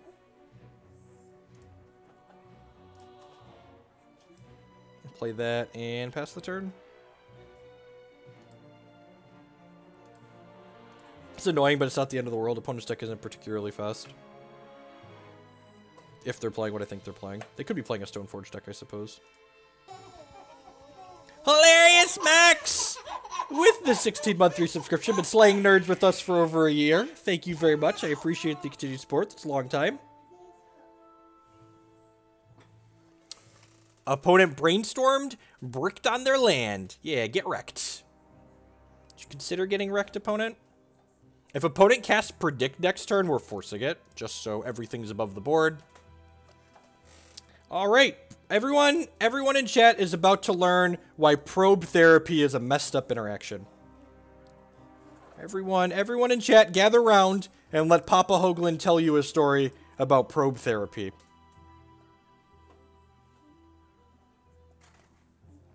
Oh, they were going to shuffle with Stoneforge Mystic. That's unfortunate for them. Take that away here. They might force. If they force, I'm forcing back.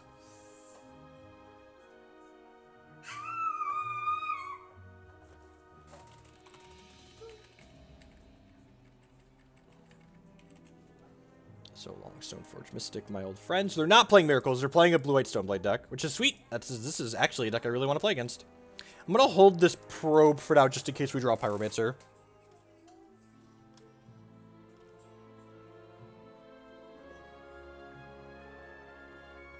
An opponent's drawing a not land because they missed their land drop last turn, so there's going to be another not land on top of their deck.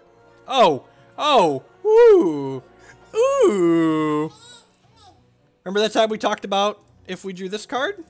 God bless. Maybe I'm supposed to wait to play that in case I draw fetch land. What'd you draw, opponent? Trigger.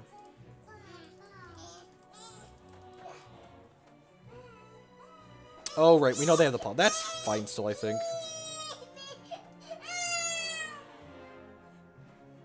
Force EE click.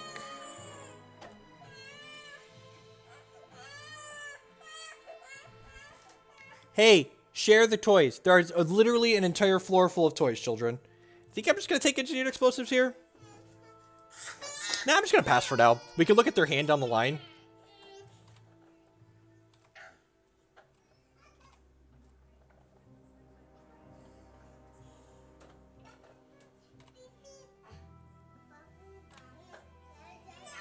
I can get a couple attacks in with this. I'll play this Wasteland out. They probably don't have that many non-basics anyways, but like this I could shuffle back into my deck and then fetch it back out. So I think that's better to hold on to for now. Now I'm just going to give them the beat down with this for a couple of times. I really don't have anything critical that I need to take out of their hand just yet. And like I get more information down the line and a couple points of damage in by like doing this.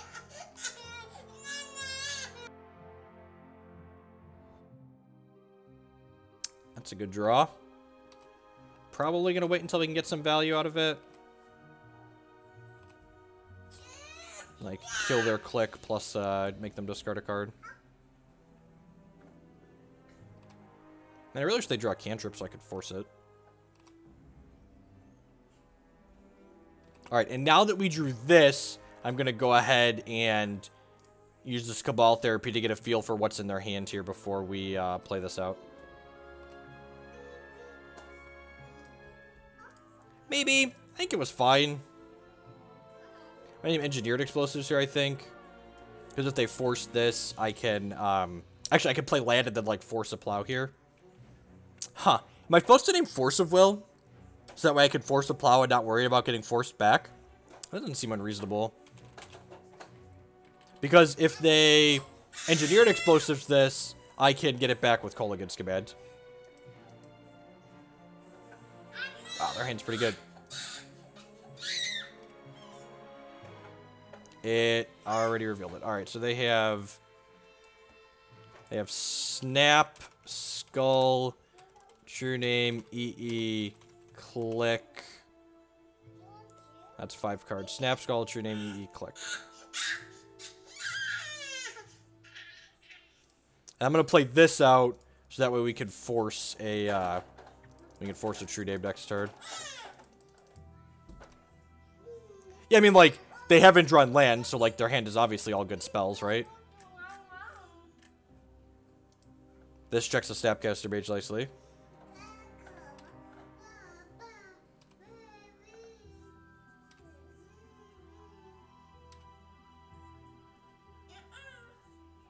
I'm gonna hold this Wasteland.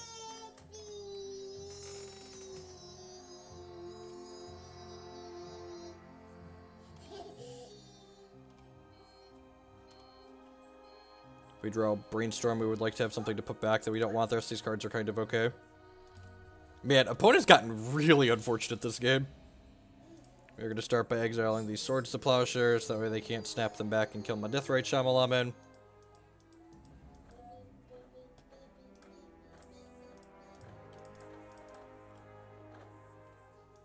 See if they drew Spell Piercers to their card. They did not. I mean, like, they're screwed, but we're flooded a little bit, too, here, so... I'm going to do this now. They hit a land, they can Snap Plow this anyways, which would be kind of bad for us, because we actually don't have anything going on past this.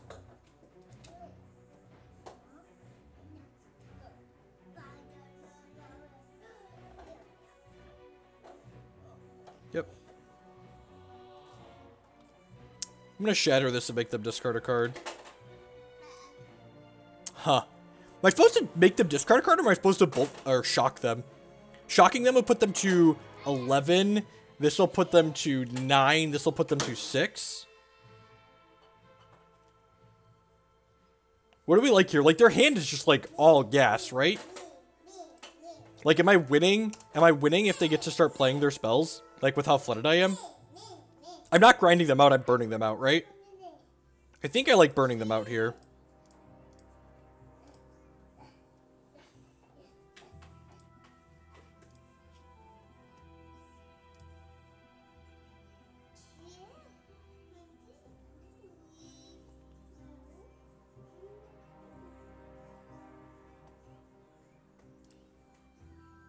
And again, we're going to go ahead, let's lead on Ponder now. Let's say we're going to eat this Swords to Plowshares right away, so if they draw a land, they can't snap us. Wow, that's bad. Alright, we'll take another Ponder.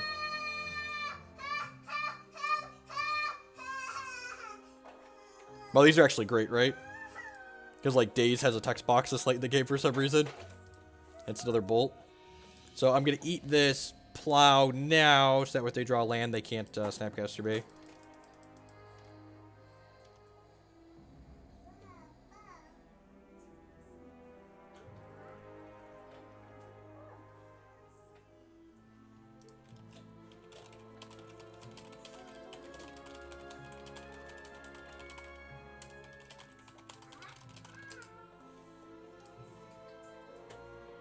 Alright, so Force and Daze come out. Kolaghan's Command, Null Rod, Ancient Grudge, True-Name, Fork Bolt, Grim Lavamancer, Pyroblast, Edict's okay.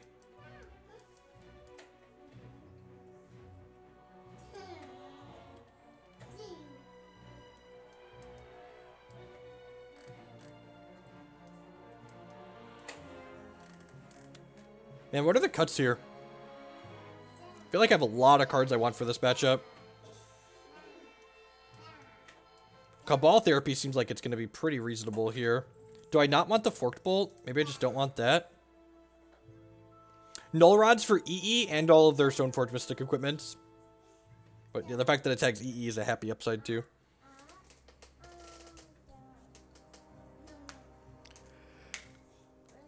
What do you think, Maddie?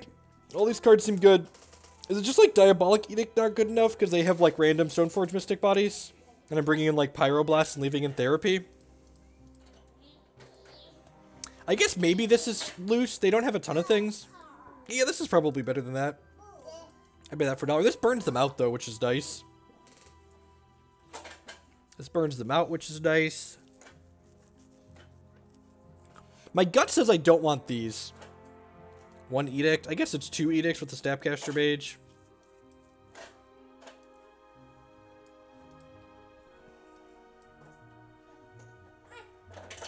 I don't hate this. Let's do this.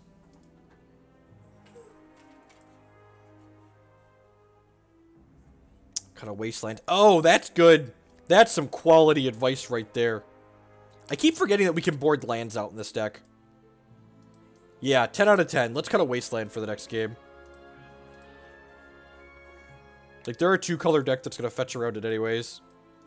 But, like, we avoid, like, what happened last game a little bit.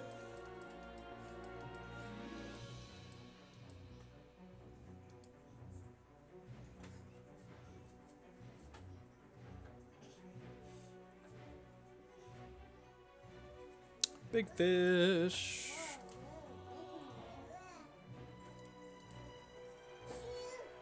Eh, maybe this fetch was wrong. I should have played the Trop first, like, not decide what color I'm getting just yet. I think red's better the way our hand is right now.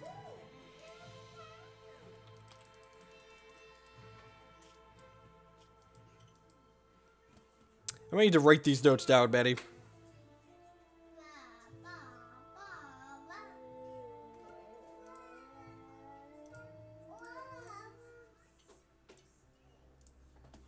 Yep.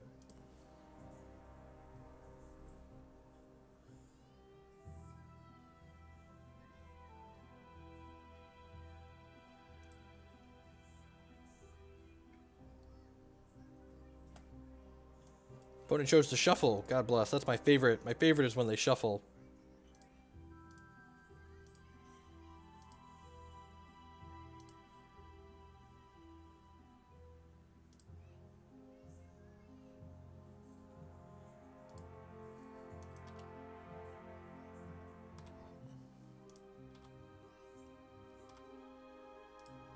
They probably have a non-zero amount of Supreme Verdicts in their deck. Hopefully we draw a black source or a cantrip into a black source. What time do you think you'll transition to Hex? Half hour, 45 minutes or so. Snap Ponder deal.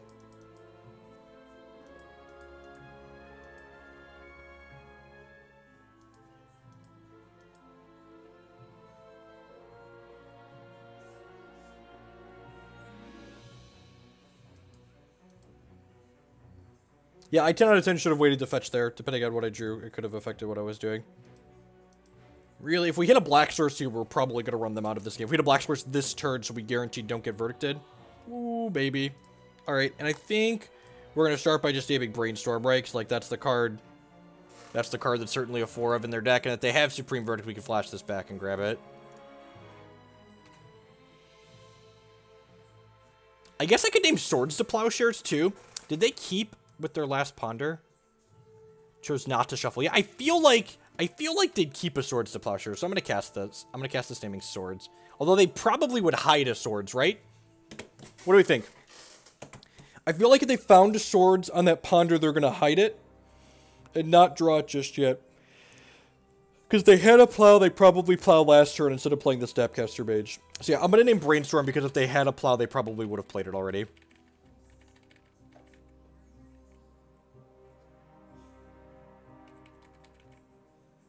I think if they're a good player and they found a plow off of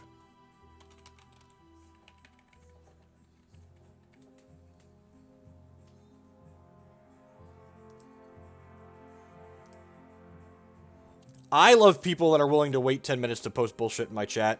Wank off. God, their hand is okay. Probably just taking this Council's Judgment, right?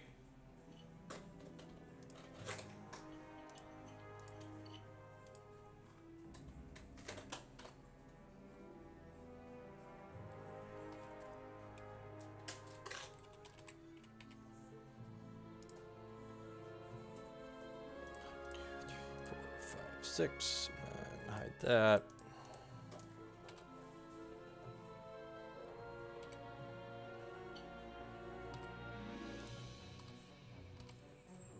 If they have a verdict on top of their deck here, there was nothing we could do about that.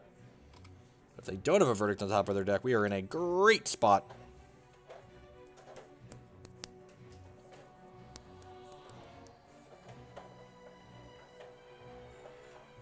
Yep. Should take it here. Played the Volk and the Stone Vortex 6. They have Counterspell, Flusterstorm, Jace.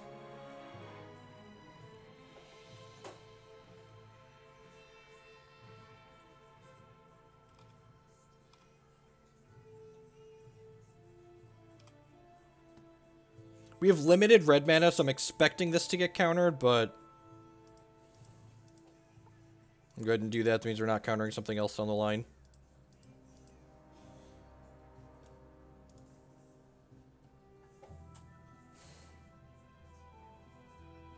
So they were hiding a plow. Okay. Now we're not in a great spot.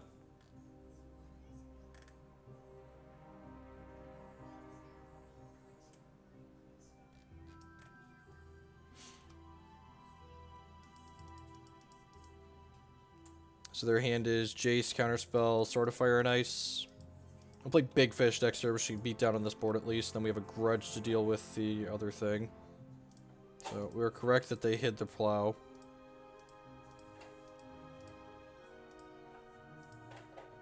Yeah, their hand's very good. We're gonna definitely have a game here, unless we draw another Cabal Therapy and just like take all their cards away.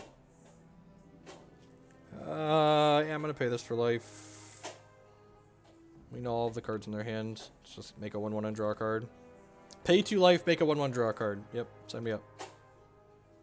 Null Rod. All right. It's a little awkward that we have all of these.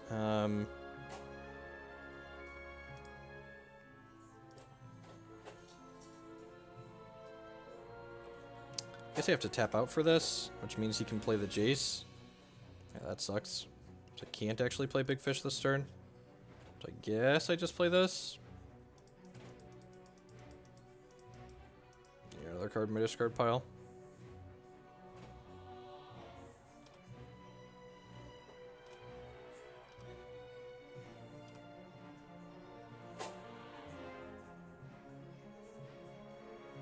This Pyroblast is basically reserved for Jace. Oh.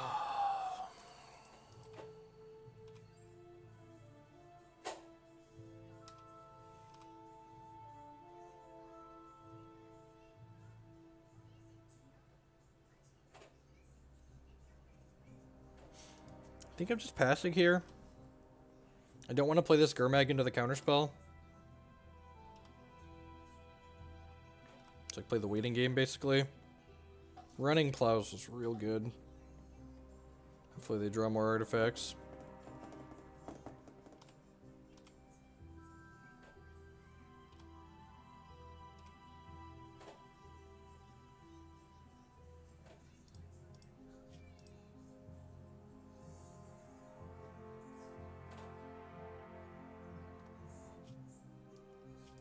Really want any of these cards, so I guess the Bolt's okay on this because it lets the Elementals start attacking, but that seems loose. I think I'd rather just look for more threats here. Wasteland is a good draw, so I can play Wasteland and waste them off of red. They probably have Blood Moons in their deck that I don't want them to cast.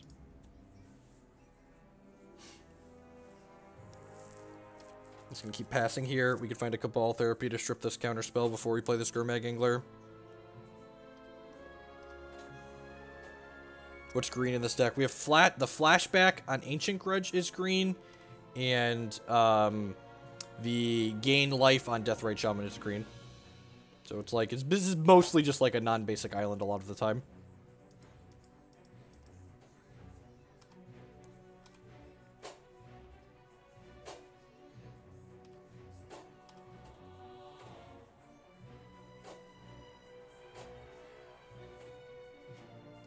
So now I'm going to go ahead and play Big Fish out here, since we drew a call against command to buy it back. I have a Snapcaster in my deck, so I want to leave Bolt and Ponder in here. I think if they counterspell this, they counterspell it. The reason why to run this into the counterspell now is that if my opponent draws a land next turn, they'd be able to play Jace with counterspell up, and I want to be able to Pyroblast Jace.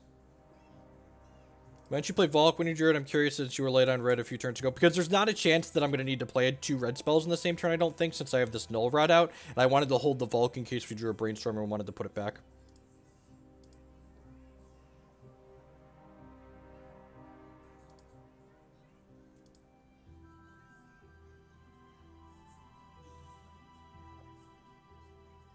Sure.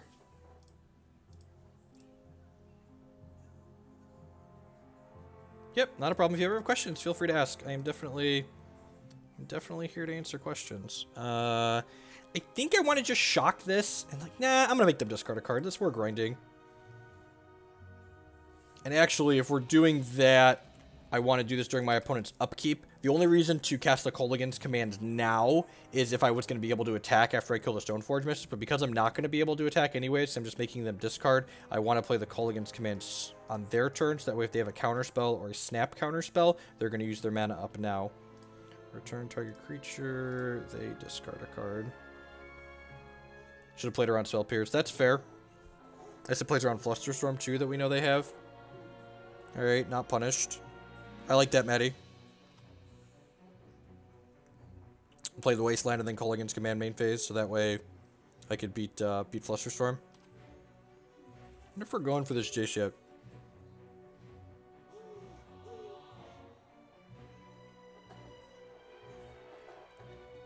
That's pretty unfortunate. Yeah, I think I have to save this Pyroblast for the Jace. My big fish can just race this if they start attacking with it, so... they're at 12 and I'm at 21, so I think I just let this happen.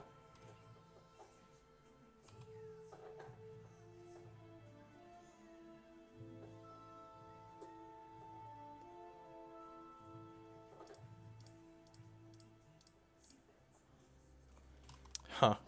So I could save this for a Brainstorm, but I think the fact that I have a Snapcaster Mage in my deck means leaving Kolaghan's command in my graveyard is pretty valuable. So I'm gonna go ahead and do this.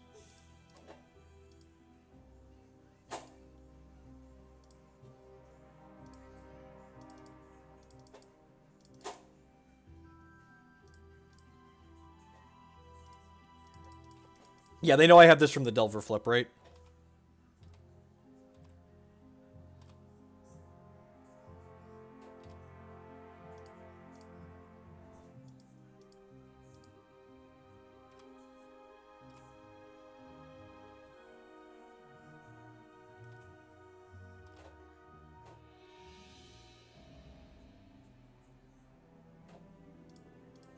We be delving.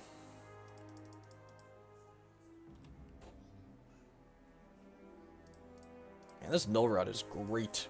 I guess we have this Grudge either way, but like the Null Rod feels good.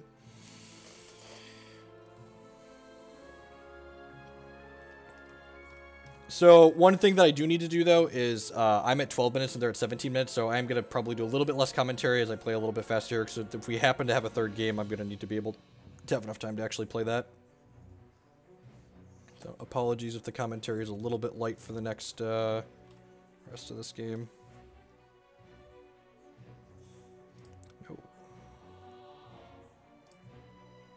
So I'll put a stop during my upkeep so that way next turn, if we see a card that we don't want to draw, we can crack the fetch and not draw it.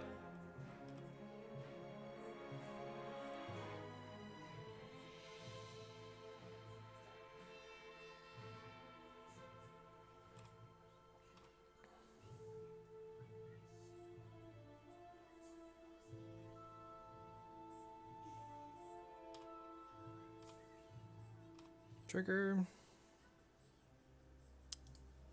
I think I want to draw another Delver. I think I'm okay with that. I don't think that punishes this as a Supreme Verdict. These buggers flip, we kill them in 2 turns. They probably have 2 verdicts in their 75. I feel like that's probably about the number that this style of deck usually plays. Like, they've seen a lot of cards, so I wouldn't be super surprised if we get verdicted here. We finally drew a Brainstorm. This is a long game. Have either of us brainstormed yet? No. Wow. It's like they're 28 cards into their deck and I'm 24 cards into mine and neither of us have drawn a Brainstorm. Hopefully they find a Batterskull to put into play with this Stoneforge Mistress because we have this Grudge they don't know about. Maybe because I have the Grudge I'm not supposed to be tapping the Trop, actually. Yep, here comes a Verdict. Or a Blood Moon. One of the two. Neither are very good for us. Probably Verdict since they fetched a Tundra.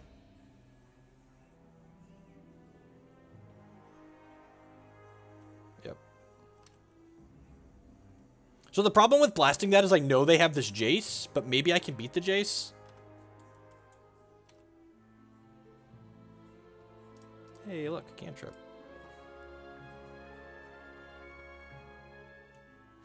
That's pretty good. All right.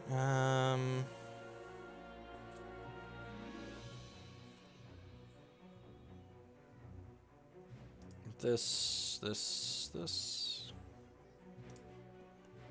It's weird when you've drawn all of your lands how good all your cards are.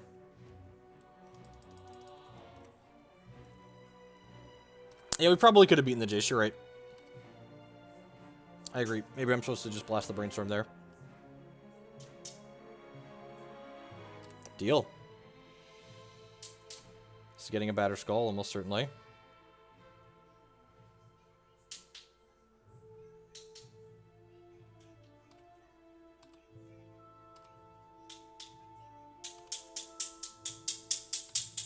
And with this Grudge, we actually just don't care about that. There's a K-Command on top of our deck.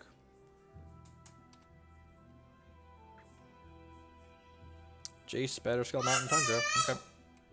And then this K-Command is going to return this... Actually, Big Fish is better, right? Yeah, shock this.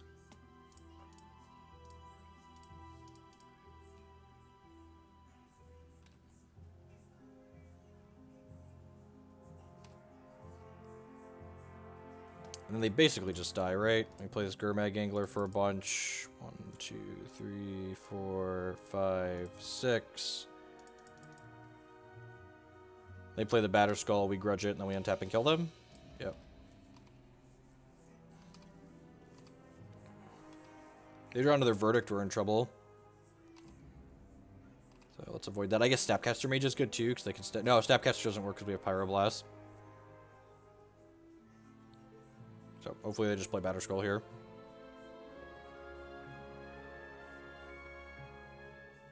Because they know about the blast, so...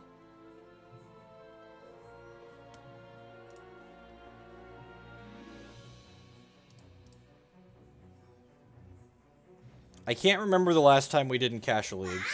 So I don't know what that means, but like I don't think I've ever done worse than 3-2 with this deck. And the last like probably 10 were 4-1s. We win a lot. This is the best deck in the format for a reason.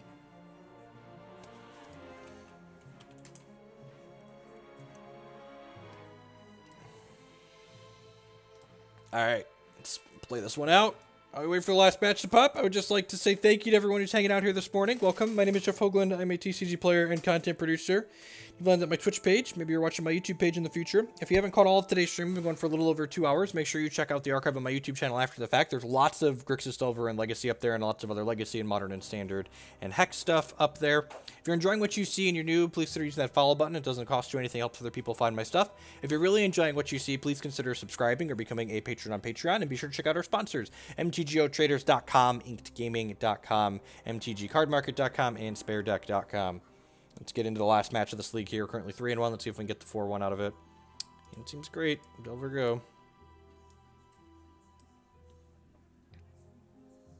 And this is kind of small here, but I actually want to lead on the Polluted Delta here for Underground Sea. And the reason why I want to do that is because next turn I'm likely going to want to play Ponder first, or possibly a Delver, and then my next source can be the Volk. I think Bring to Light Scapeshift might be viable in Modern. I got 9th at GP Copenhagen. I think Bring to Light Scapeshift is one of the many tier 2.5, tier 3, tier 4, whatever you want to call it, decks in Modern that just, like, has some reasonable matchups, a bunch of unwinnable matchups. So, like, if you play well and run well and get good matchups, you're probably going to be fine with it. Like, Modern is all about picking a deck and then tuning that deck, accepting that you're going to almost auto-lose particular matchups and be reasonable in other matchups and have play to them. So, like, if that's the deck you enjoy playing and you're okay losing to the subset of decks that that deck almost always loses to, then yes, it's a perfectly reasonable choice. I'm against Red Stompy. You sure about that? I'm gonna MTG Goldfish Scry here real quick. They do play Big Red. Okay.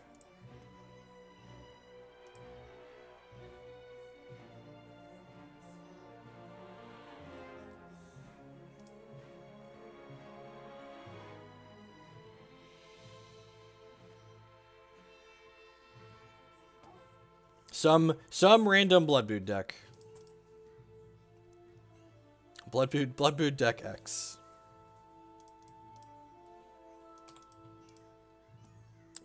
Usually those are good matchups for Delver on average, but, like, sometimes they just, like, have it. And, like, this hand doesn't have meaningful disruption in it just yet, so...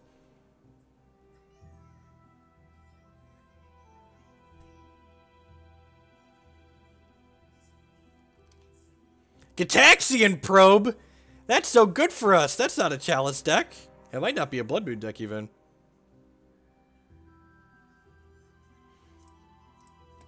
That's so good!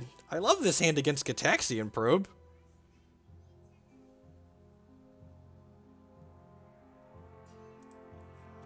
Gitaxian Probe is so good. So good.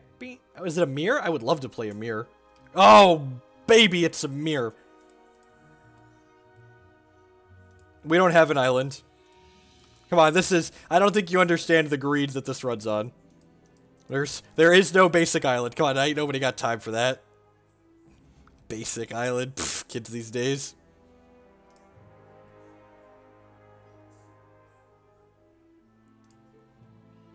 Alright, bolt your shitter. So I'm gonna ponder here as opposed to playing out the Delver. Because, wow. Those are Deathrite Shamans. Alright, so the Delver mirror often comes down to who has the last threat. So, like, exposing this Delver to a Daze does not seem like a profitable endeavor. I'm not flipping my Delver next turn, but I would like to draw another Deathrite Shaman because, again, this match often comes down to who has the last threat.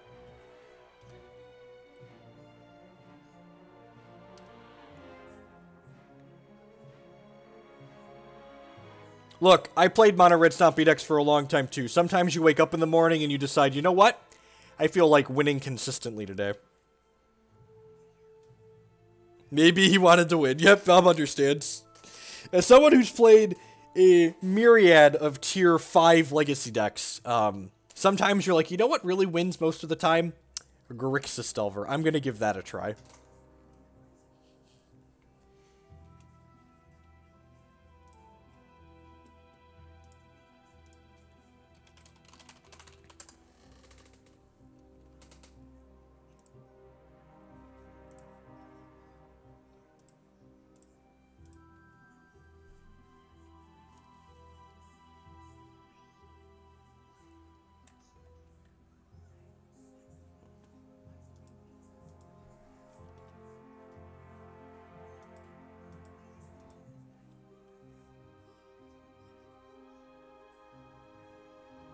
Shyamalan?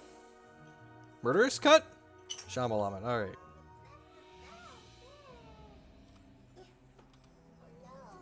Oh, you need help?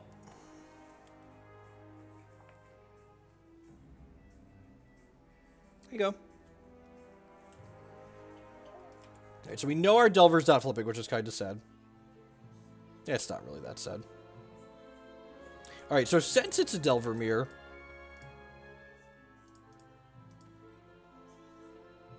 GG's Waffle.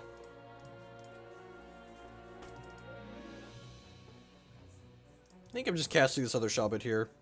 I guess I could just ponder and set these Delvers up. Maybe that's better. Yeah, I'm just going to ponder and set these Delvers up.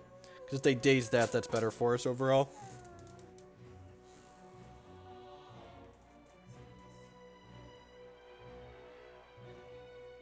They do have the daze, alright. And there might have been merit, honestly, to just, like, playing around this.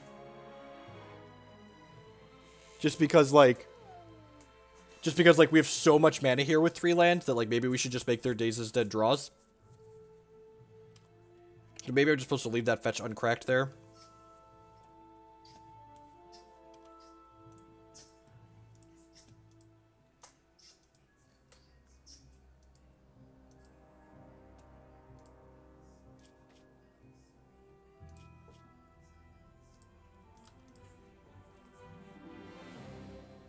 They have their main deck True-Name, maybe a Kolaghan's Command or a Snapcaster Mage. Must have some random 3 here. I'm a bit confused on why they cracked their fetch land, though.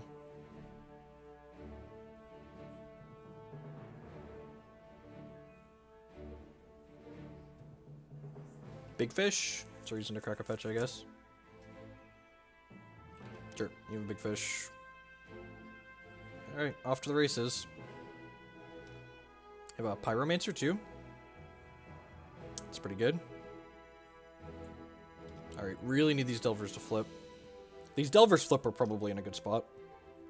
They don't flip.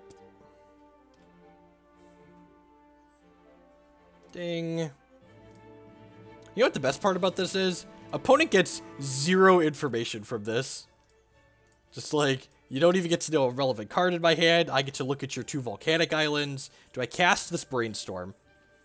I don't even think I do at this point. I think my hands, I'm not really looking for anything in particular. So I'm just going to do this. And I'm going to go ahead and exile this Probe out of my discard pile now.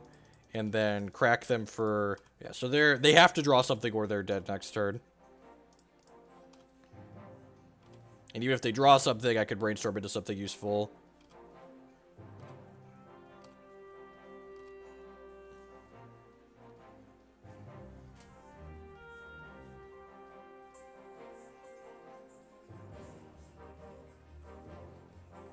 What you got, Delver opponent? Every day we be delving. Yep. Alright, so... K-Command and True-Name are fine. Forkbolt and Grim Lavamancer are fine. Pyroblast is fine. Flusterstorm is great. Daze is pretty mediocre on the draw. These Kolaghan's commands too slow. I don't like Cabal Therapy in the mirror.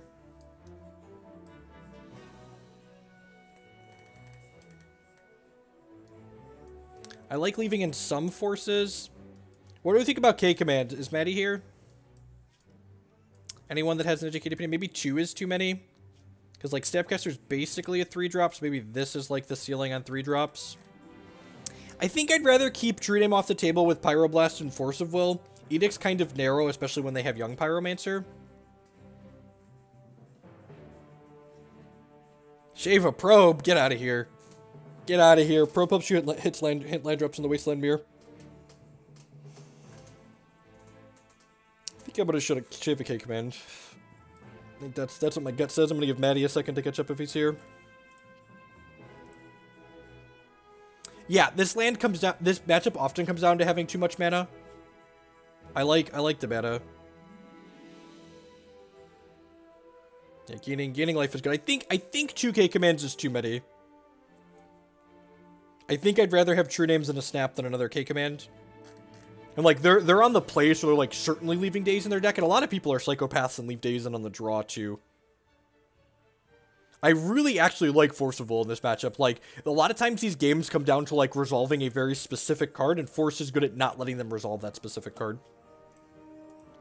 It's card disadvantage, but usually this matchup doesn't come down to card advantage.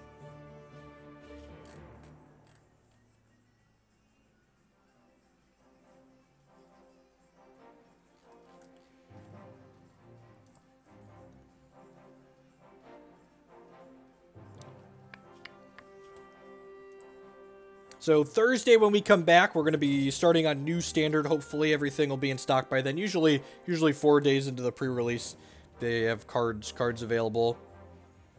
Is it most Magic dependent on cards resolving? Yeah, but there's other games of Magic that, like, aren't about specific cards so much as just, like, a quantity of good cards, whereas, like, the number of cards that, like, really have a lasting impact and matter on the game are smaller in this Delver Mirror than in the average match of Magic. Like, against, say, Death and Taxes, they have a lot of things that I need to take off the table, or, like, the 4-color Leovold deck, where, like, Force of Will is a little bit worse. Also, having Force of Wills in your deck makes your play my Delver, counter your thing, run you over with my Delver draws better.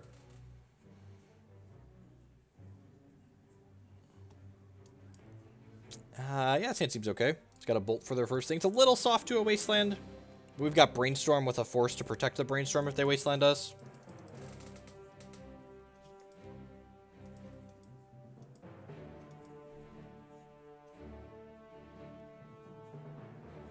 Sure. I disagree.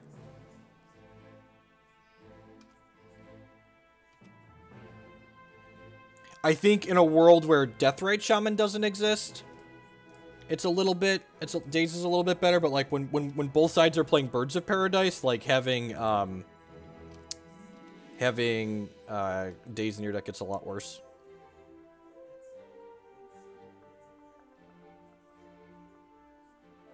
Sure.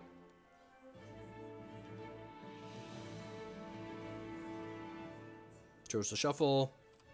No second land. Sweet. Alright, yeah, just Delver things. Alright, I'll cast our Brainstorm. We are forcing a Daze here. Ooh! Yay! Legacy! Yay! Legacy! Alright, so we're going to put this K command back, and we're going to put this Bolt back, and then we're going to Wasteland my opponent that just shuffled a Ponder and missed their second land drop. Ah, that's great.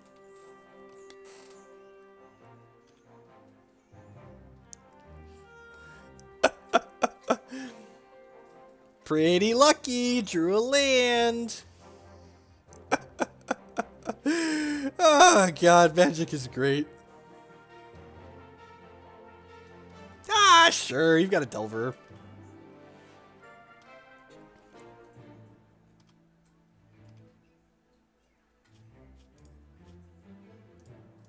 I'm gonna bolt this. I'd throw my monitor out. I mean, they drew a land right away. I'm gonna fetch an Underground Seer, and I'm actually not gonna Ponder because I want to Flusterstorm their cantrip this turn. They almost certainly have another cantrip in their hand that I want to Flusterstorm it.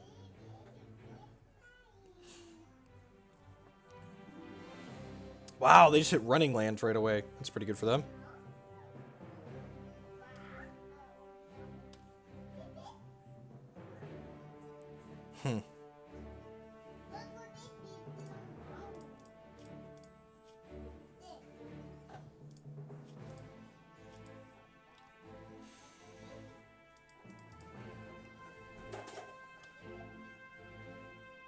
This is almost certainly going to die, right?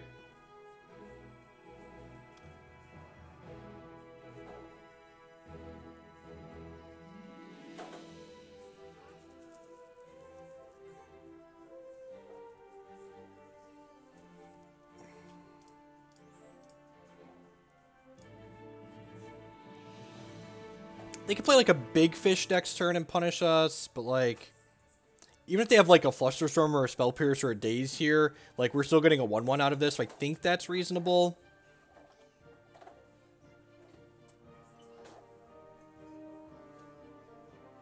Yeah. Yeah, we almost got a free one.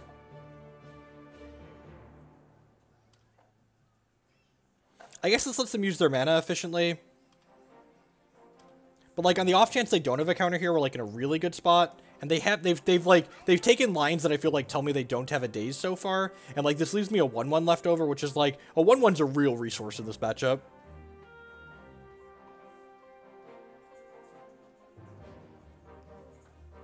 So we're trying to dodge like big fish here. That's big fish. Sad. Just Deathrite deal. Would love to draw a land so we can go Pyromancer Ponder.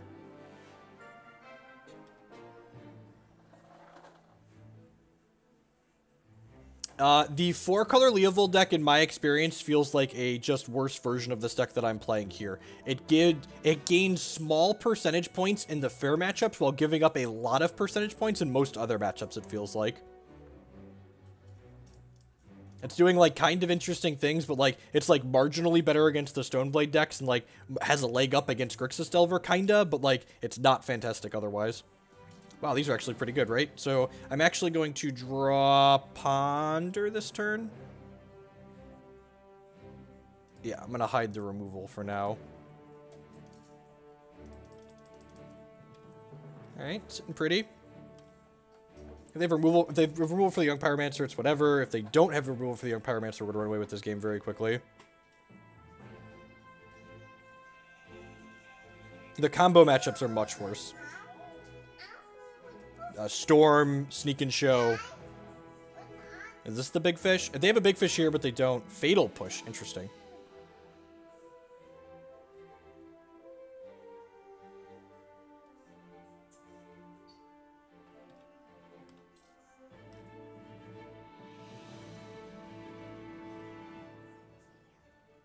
So I think I actually want the Lightning Bolt that's going to be on top of my deck here. So I'm going to go ahead and not cast this Ponder this turn because I would like to draw that Lightning Bolt guaranteed. It'll be good at killing their next threat.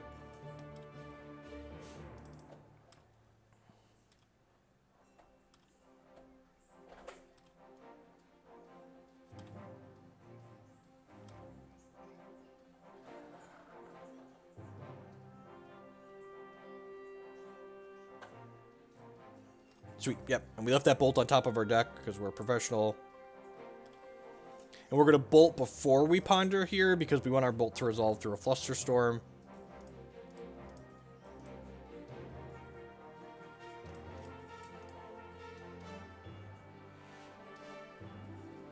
Grim Lavamancer, Deathrite Shaman. Huh. Yeah, I think I'm just keeping all of those, right? So, there's a difference. So, I don't think you're necessarily awful against Storm, but there's a difference between being fine against Storm and being actively good against it. Like, your opponent goes turn 1 preordained and you, like, fist pump because you're playing Delver of Secrets.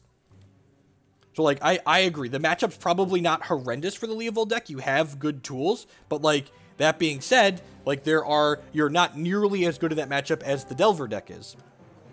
Which is a very real drawback.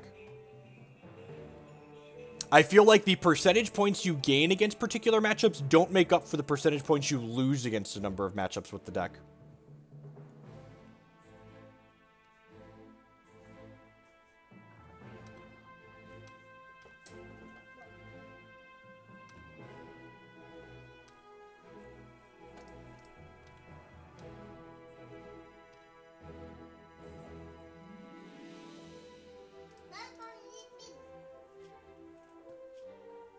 There's a point of where you don't want to see. Yeah, the lands deck's a pretty bad matchup for this deck.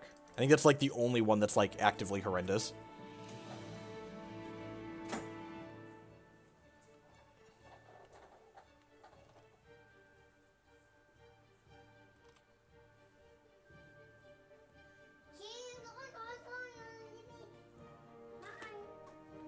This is a removal spell, that's fine. Maybe it's not fine. Murderous Cut? Some of them are playing a Murderous Cut. Oh, we're dismembering me. Huh. Huh. They die pretty quickly if I Flusterstorm this, right? And, like, they need to have, like, land Toxic Deluge otherwise. Yeah, I'm gonna Flusterstorm this.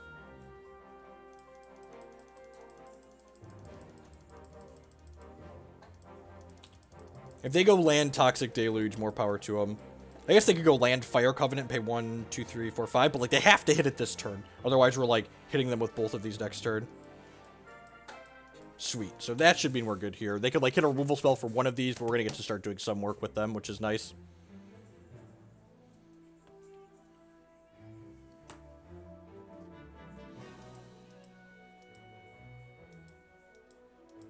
Because Hex lets you use their music on streams. That's why. It's the same reason my Hex streams don't get muted. I guess I could find a Wasteland for my red source here, but there's actually a Volk on top of my deck, right? That was the last card from this Ponder. It was Deathrite Shaman, Grim Lavamancer, Volk. Yeah, this Lava Man seems real good.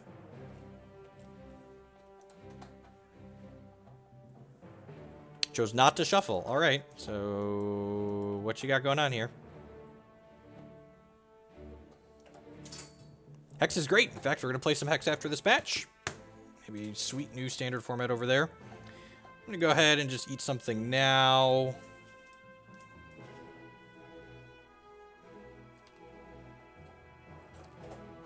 These decks usually don't play Pyroclasm. And because we play Pyromancer, like, old Delver used to play, like, Rough and Tumble, but, like, that's not a thing anymore either.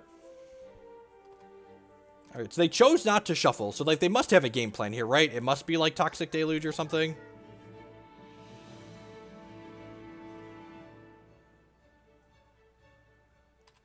I have a Volcanic Island.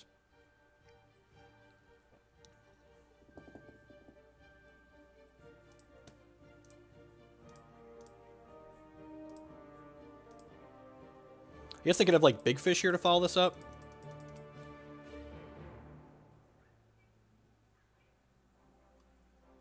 Yes, we are 10 out of 10 playing the Escalate deck to start today. It's really fun. In fact, if you like combo decks in TCGs, you should hang out and check out the Hex deck that we're going to play to start today, because it's gas. And the sad face when they have to trade their Delver with an Elemental, because they're going to die otherwise.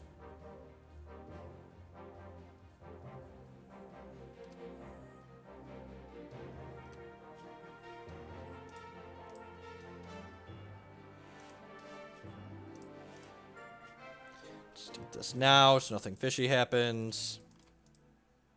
So they have to answer this and this. I guess Snapcaster Mage gets them out of this.